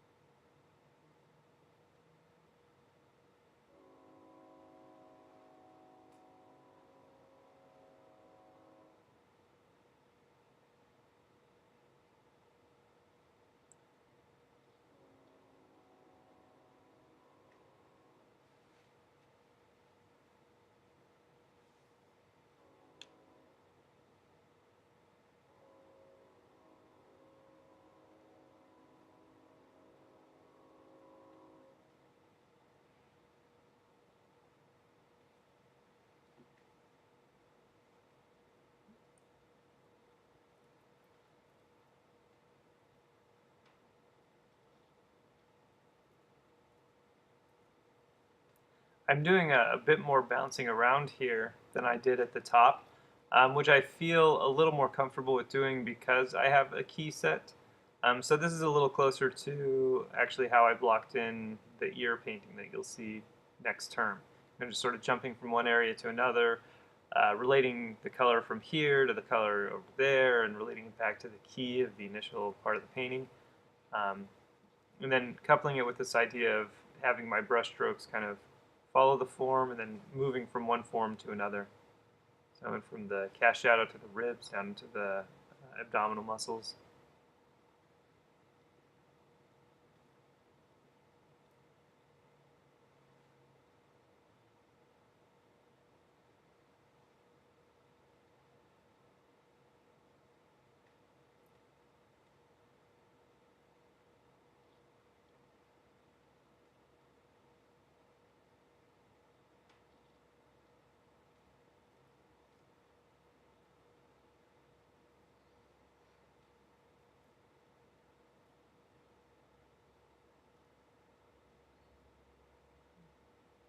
I'm actually needing to carve in that belly, but I don't want to scrape off the toning of the canvas and leave that haze there. So I've just sort of color matched a little bit the background to splice in and trim up that belly.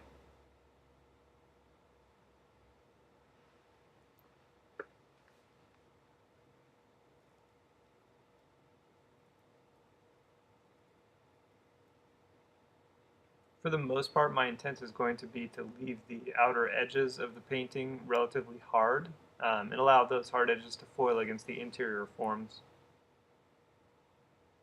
So I'm not really concerning myself with integrating the model into the background. That would be a different focus that I would be thinking about on a longer painting as opposed to just a study like this.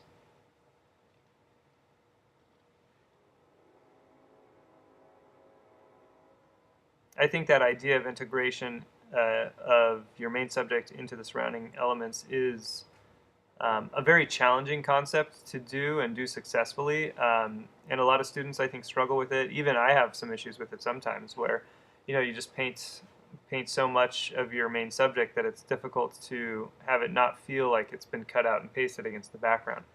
So that is something you should really concern yourself with. I would just reserve it for the time when you're actually trying to build up a finished painting.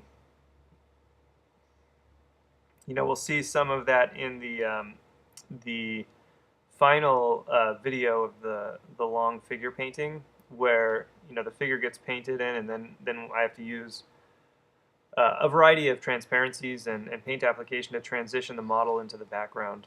It's a whole. I devote usually a whole special day just to this idea of integrating the model into the background on those larger canvases.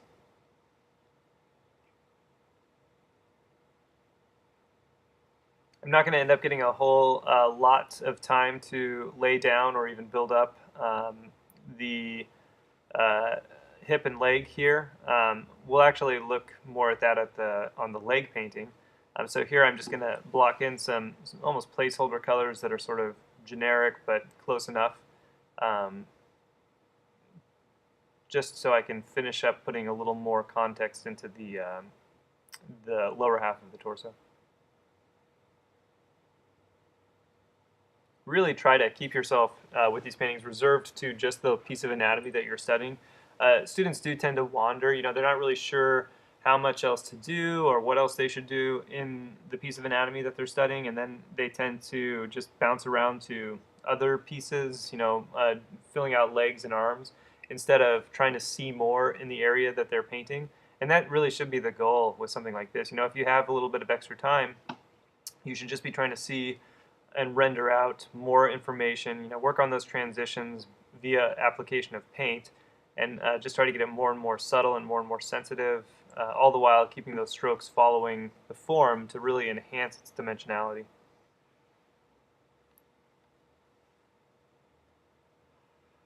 It's at this very, I think, gritty stage right now that students would have a hard time having it be at, just because it looks kind of splotchy now and kind of rough and raggedy.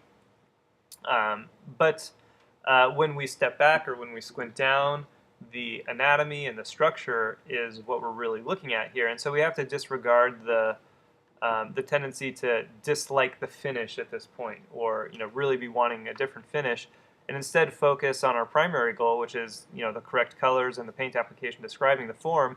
And then at the very end, we'll concern ourselves with the finish. But if we jump too soon into softening all this out, we're really going to lose a lot of this color quality and really lose the ability to find the correct solution for these transitions. I used my top red, yellow, and blue for that stroke, and you can see just how light it is. So I'm having to knock it down with my adjacent set of red, yellow, and blue. Yeah, I didn't know what you were going to do. I didn't know if you were going to like massage it in or... Yeah, I just went right over it with a more darker value red, yellow, and blue. But you really start to see how you don't really need white. Just a really light red, yellow, and blue is good, and it will also leave a little color. The camera right now, like I had mentioned, is a little overexposed on the painting, and so it looked almost like it was a pure white, even though it did have a significant amount of color in it. But it did let me know right away that it was way too light. I don't think we have any real highlights on her. The most we see are center lights, so there's a limit to how light will go. With a situation like this, I don't think we should ever have a really, really, really light or off-white stroke on here for a center light. That would be reserved for a highlight. So it's always going to be a little bit darker than my top red, yellow, blue.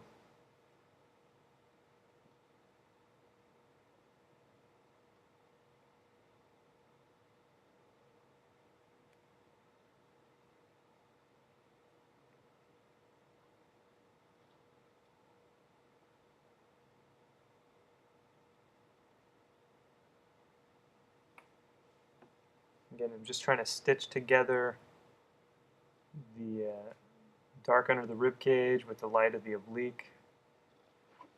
Trying to find those transitions before I soften it out.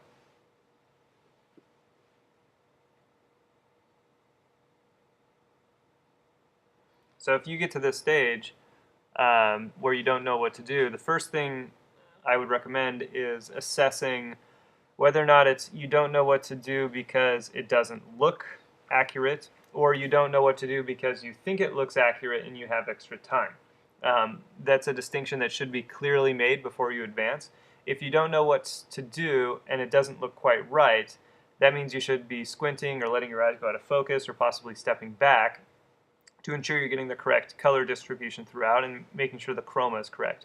If it's a drawing error, I would recommend going over the drawing videos and seeing the methods to fix all those errors, with our tools of measurement. Especially if it's a value error, I would revisit the drawing videos to look at the poster studies, for example, and make sure that your value structure is strong. And then if it's a situation where you step back and you're squinting down and you flick your eyes back and forth, and the drawing looks really sound, and the color families look good, and the chroma distribution is good, and you just don't know what to do next because everything looks fine to you, well then, if you have extra time, I would say the solution is to take out a smaller brush and start to stitch together even smaller pieces of transition from light to dark, and really start to describe more via that method. Just getting another transition, another transition, another transition, starting to introduce smaller and smaller bits of information. But as you do that, you need to make sure that you're still stepping back, still letting your eyes go out of focus or squint, and still making sure that it's reducing the same way as it does on your reference when you squint at the reference. You don't want to end up adding so much so much detail that it alters how the area looks. Transitions shouldn't create that problem. If you're just getting a smaller brush to create a transition stroke from one to the other, when you squint down or relax your eyes, it should not affect the overall structure. The addition of detail, however, is when we can really significantly alter a value or significantly alter the color of an area. And so you have to be careful with the addition of more and more information to ensure that you don't push past where that color family needs to be or where that value from your poster study needs to be.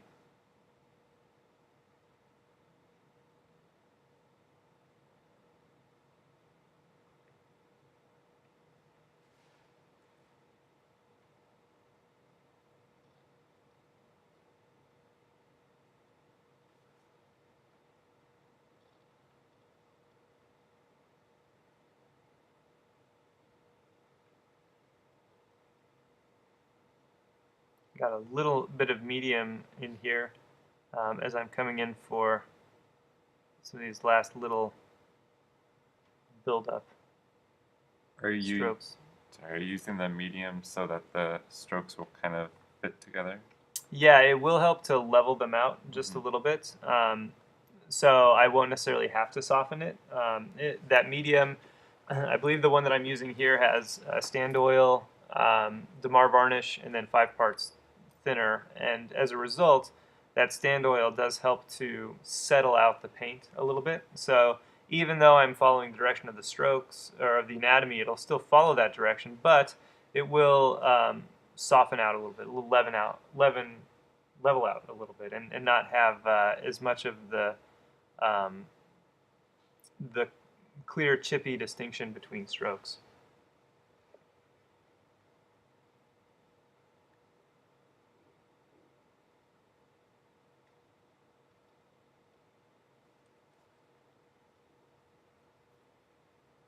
So after I laid in that lighter stroke on the top leg, I started to realize how dark I had laid in the rest of the thigh. So I'm going back in, I lightened up some of the dark, and now I'm extending some of the light up here. Again, this area is not really critical. I'm really just using it so I can key into and sort of resolve the rest of the torso, make sure I'm satisfied with some of those strokes before I end my time with the model.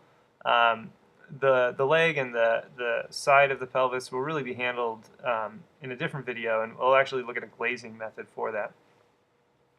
But remember, you can do, and you should do, all of these anatomy studies via one method. Even though we're showing you video for all these different methods, and you'll learn a ton by watching each of these, you should really limit your practice, at least initially, with one method of building up a painting, one method of building up a study like this for quite a while, so that you really get comfortable with how you're handling the paint, the process you're using, being able to introduce the level of detail and finish that you want. That's all really, really important. And if you continually switch your process and continually switch your materials that you're using, you're going to have a really hard time um, becoming a master at a particular approach. And the sooner you can get into a process and approach and handling the materials under your belt, the sooner you can start to focus on some of these higher level concepts. Being able to focus on, for example, seeing color better and more clearly, and with more accurate families and chromas, and being able to also, in this case, marriage the idea of color to the idea of these anatomy studies that we were working on with in the drawing years. How do we decide which working method um, is a good fit? Well, you're going to have to analyze the artist who you most admire, the master you wish to study, and that will be, everyone has a pretty clear, distinct way of working, and we've touched on most of those methods throughout the videos, and so you need to have some understanding of either an approach you like or an artist that you really like, and just build on that. So we're done with all the paint application. What we're going to see now for the rest of the video is just a softening of edges to reflect whatever the quality of the painting is that I'm after. And again, this is largely guided by the artist that you're studying and sort of the aesthetic quality that you'd like to achieve. I do want this painting to be a little bit smoother. If I had time, I would wait for it to dry and set up and scrape it down. But instead, this is just a one-day study, so I'm just going to soften the edges out to get it a little more smooth, a little cleaner overall. And some of the areas I'm going to combine together and merge to make more solid shapes, like the oblique. Some areas I will leave if it reflects the anatomy a little more clearly, like some of those ribs and serratus. So I'm utilizing the model, just looking at the model to identify where some of these edges need to be softened, shapes need to be lost, or transitions need to be facilitated a little more clearly, just to help better describe the anatomy. It's almost like going back and just re-examining the drawing and sort of coaxing a shape here or there just a little bit. Normally I wouldn't recommend at all shifting a shape, but if you're looking at the model and you have enough paint on your canvas, you will be able to some degree, model or sculpt just a little bit with what you have. As long as you don't destroy the color or too much of the edge quality while you do it, it should be okay. That's a sable brush that I was just using, a nice rosemary sable. Really, really great for noodling, really tickling some edges and getting them nice and soft without really any observable brushwork. Sometimes I do want the observable brushwork. Sometimes that comber that I was using before is really great because you can get a lot of broken edges with it. But here I'm not really after, at least for this particular demonstration, I'm not after a sort of stylistic use of brushwork to create the suggestion of what's up there. I'm attempting, for the most part, to be after careful modeling of the form. So if I leave any strokes, it really should be a kind of a reflection of the texture of the skin, more so than the quality of the brushwork, which is going to be something that we'll handle in a later video. The video of the hand, for example, is more loosely painted like that. We really want the quality of the brush strokes in that hand painting. So here we're just going around. I'm keeping my brush nice and clean. Every time you see me pull my brush away, I'm really wiping it off on my paper towel, and then occasionally I'm testing it on the canvas next to the thing that I'm painting, just to ensure that I don't have any excess buildup. And my head, you can't see my head, but it is flashing to the left side of the canvas, back and forth, as I look at the model and decide how to soften these edges out.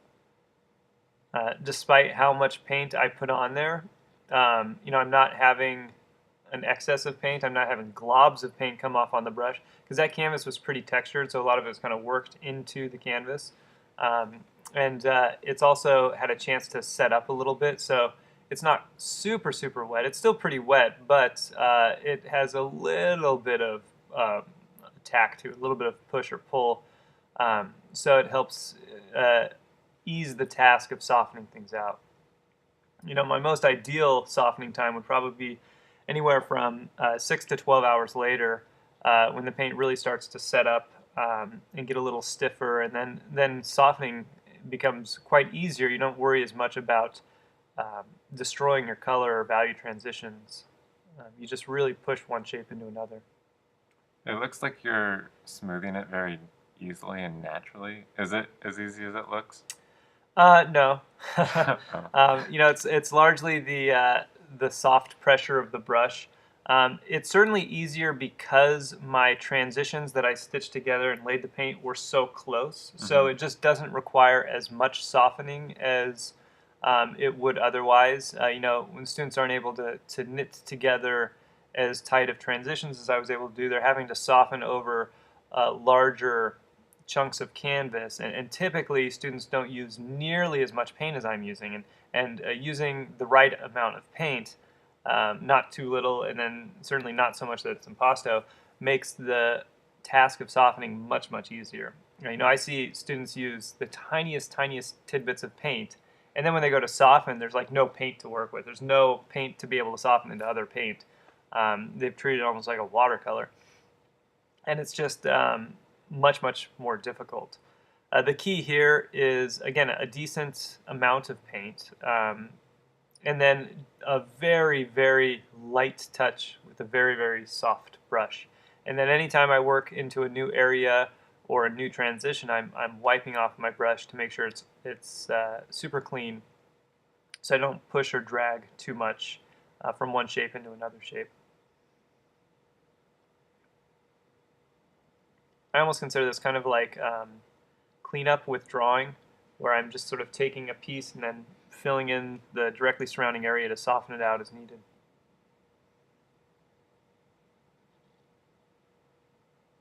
Do you have to be very conscious during this, or Yeah, okay. yeah. There's no like checking out here, which students do all the time. It's sort of like a licking thing where they get in softening mode and they just soften, soften, soften, everything's softened, and then everything's destroyed right away. No. So you have to be really careful.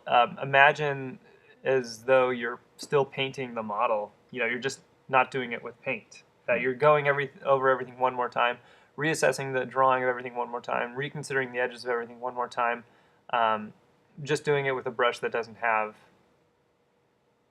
paint on it. So you should do this while the model's up there. Yeah, I think for the first few years at least, until you've gained a really good understanding of human anatomy, of the way that light falls onto form, and of the use of your materials. You should always be doing it with the model. I was pretty aware of my lack of knowledge when I started painting, especially reading stuff like Richard Schmid saying how oh, everybody knows everything wrong. You just need to paint what you see. And so I made a pretty clear rule to myself when I was in Chicago at the Pound and Chisel for several years that I would never work on my canvas when the model wasn't there. So I wouldn't do this when the model's not there, unless I felt the painting was so disastrous that it was a lost cause anyway. And then I would experiment with maybe some of this adjustment of edges to see if anything made a difference. But anything that I was serious about, anything that I liked, I wouldn't work on without the model.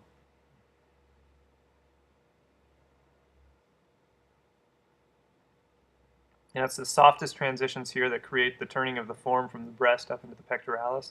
So it has to be just really, really careful transitions there. Really well thought out, really gentle.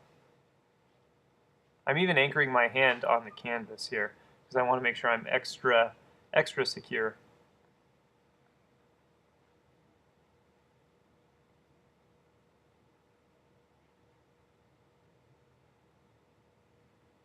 Did you add a little paint there? No. I probably detected on the painting there something that's not detectable in the video, which is just a little bit of excess paint, so I just massaged that over. Okay.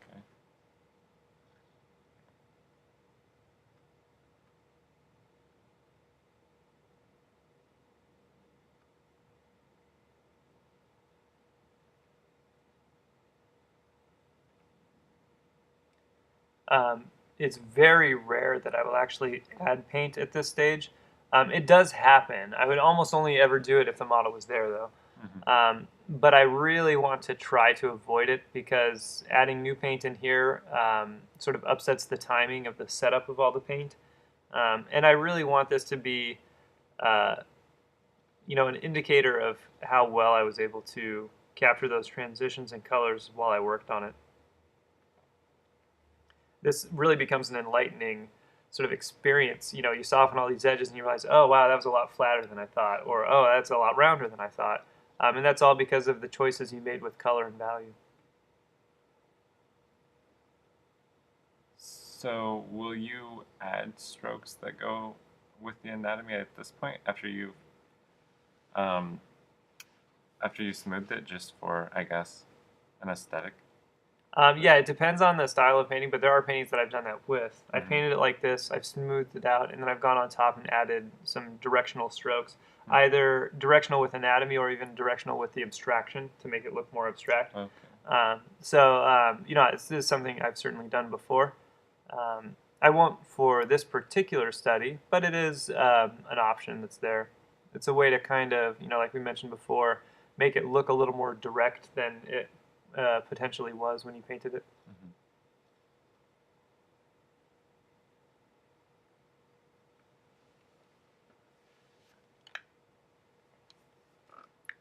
As I soften all this out, I do have to just make special note of all of my harder edges and my sharper edges. Those have to really be preserved. So that cast shadow under the breast, for example, is a particularly hard edge that has to retain while I soften everything out. And that's, again, that sort of mindful use of the softening of the brush. And then all these forms, typically each shape has a different edge quality all the way around it. It's a concept we talked about with drawing, and that holds true with painting here. And we have to make special attention now at this stage that we make sure that every little shape we have there has a varying edge quality. Otherwise, it'll just appear, or it can appear as sort of just flat patches or chips of paint, or paint just painted on the model instead of actual form.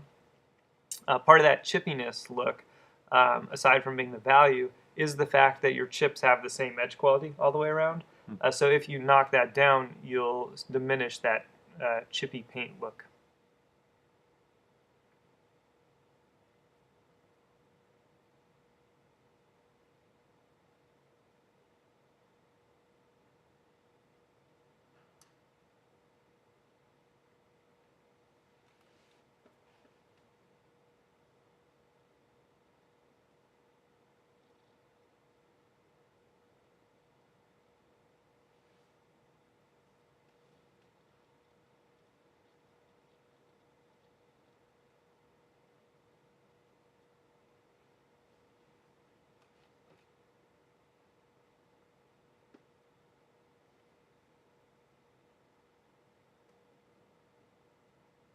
You just have to remember that this can be a very, very slow process that you absolutely do not want to rush. Especially after we spent so long building up all of the paint here. This should be a stage that is approached with slow, careful reservation, without any feeling of rush towards it. It's easy to really slip away and start to damage your painting, and then you get anxious, and then you start to go faster, and then you really start to mess things up. So you should have to go nice and slow. On some of my more serious paintings that I do in the studio over a longer period of time, this softening stage I would typically do in the following morning after painting, and it could last up to a couple hours of just going around the canvas, just gently softening things out, because I really want to make sure I'm going from specific piece to specific piece, and really gently softening it out to not disrupt any color. Here I'm bouncing around a lot more. I just went, did a whole lot of softening before wiping out my brush. It's not something I would do on one of my studio pieces. It's something that I'm doing only here because we have a time limitation with the model. And so I want to make sure that I am able to complete the painting with the model here. And so I'm having to soften a few more pieces than I would like to uh, in the studio. I would really do one piece of paint into another piece of paint, then wipe and clean off the brush, one piece of paint into another piece of paint, wipe and clean off the brush. But you will retain your colors much more vibrantly and your values much more vibrantly by doing that. So you'll end up having a stronger painting overall. You should notice that the pelvis, the light of the pelvis got a little darker while I softened it. That was actually intentional. I did pull more value from the dark side into the light side of the pelvis to help facilitate that transition and the wrapping of the form. I noticed that there wasn't quite enough deep value when I had laid it in, and again, I was able to adjust that because I had enough paint on the darker side. The color might not be 100% correct, but at least the value is a lot closer now. The chroma is about right, so I can get away with the color being a little off in this case.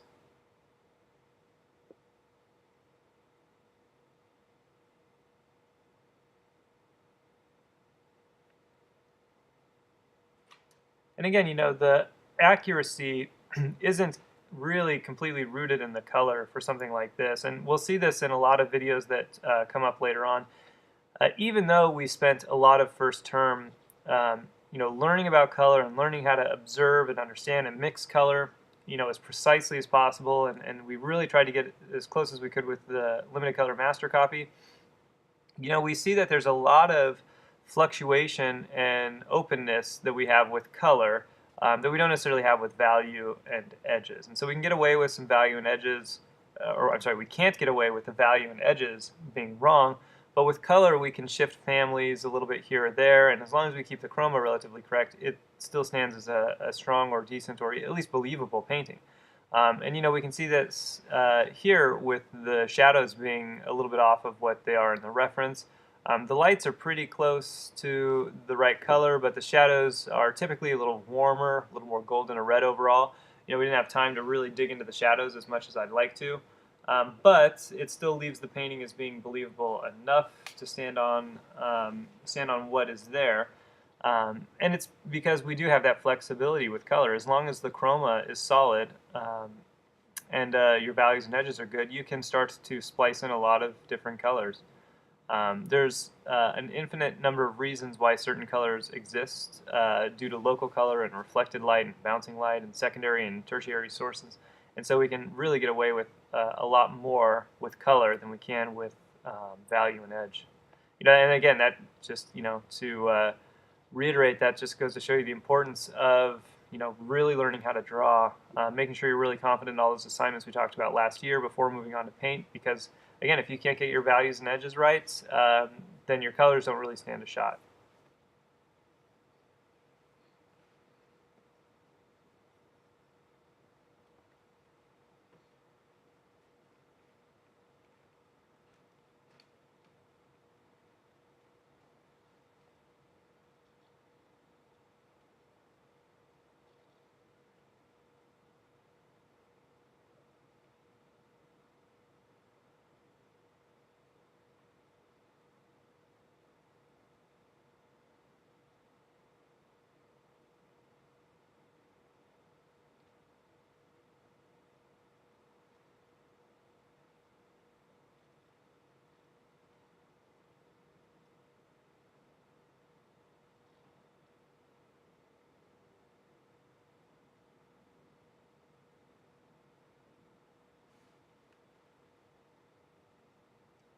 So the more I soften this out, the more I start to get this sort of transparent feel to the colors. It takes less the characteristic of the paint and more the characteristic of some of the flesh tone here. Sort of this airbrush and transparent layered effect that happens when we do this gentle softening.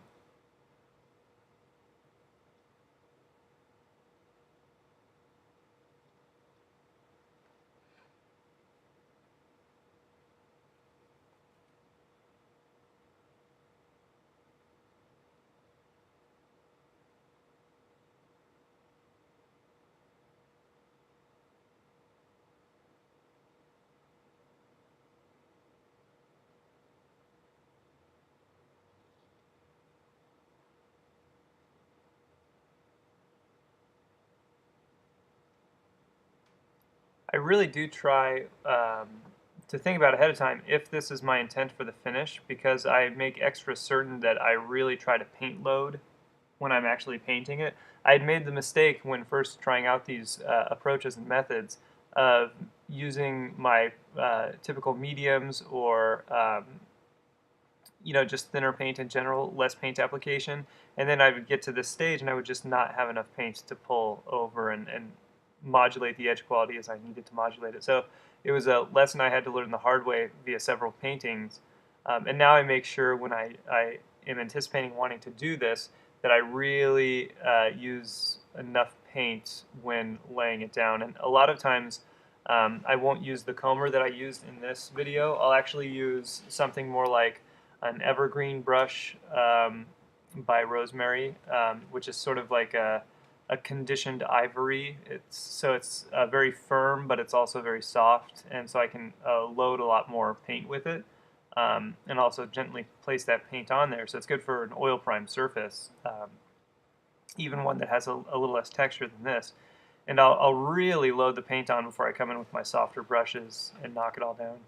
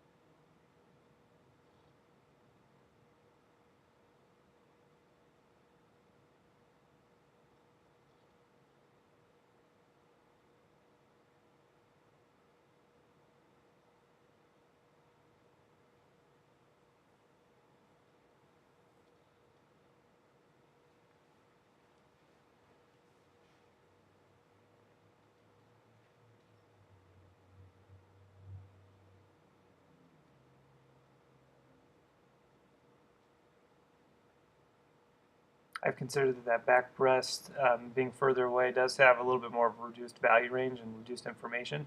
So I can do just a little bit more softening to help it recede. Are you trying to pick up some of the paint too while you're softening? Yeah, any excess I try to remove. And then but I only do that after I use what I need to soften or massage or coax shapes to where they need to go. So sometimes the shape needs to be modulated, so I'll use my excess paint for that. Otherwise, I'll just soften it out and then remove the excess. Just wipe it off with a paper towel.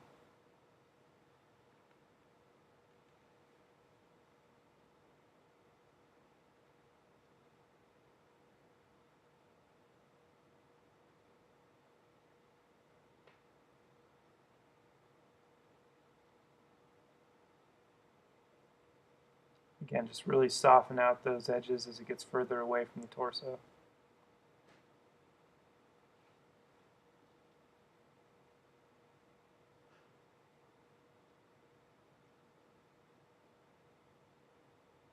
Every once in a while, you'll notice I'll take a break from the area I'm working on and bounce somewhere else. This just helps keep me a little fresh. Helps me ensure that I'm still bouncing around the painting, thinking about how everything relates to everything else. So you don't fall into like a rhythm or a pattern? Right. Yeah, and I don't work on any part too much in isolation without contemplating everything else. And if I can soften all these colors and retain a lot of the variation of the families, then it's all the better and can be all the more colorful.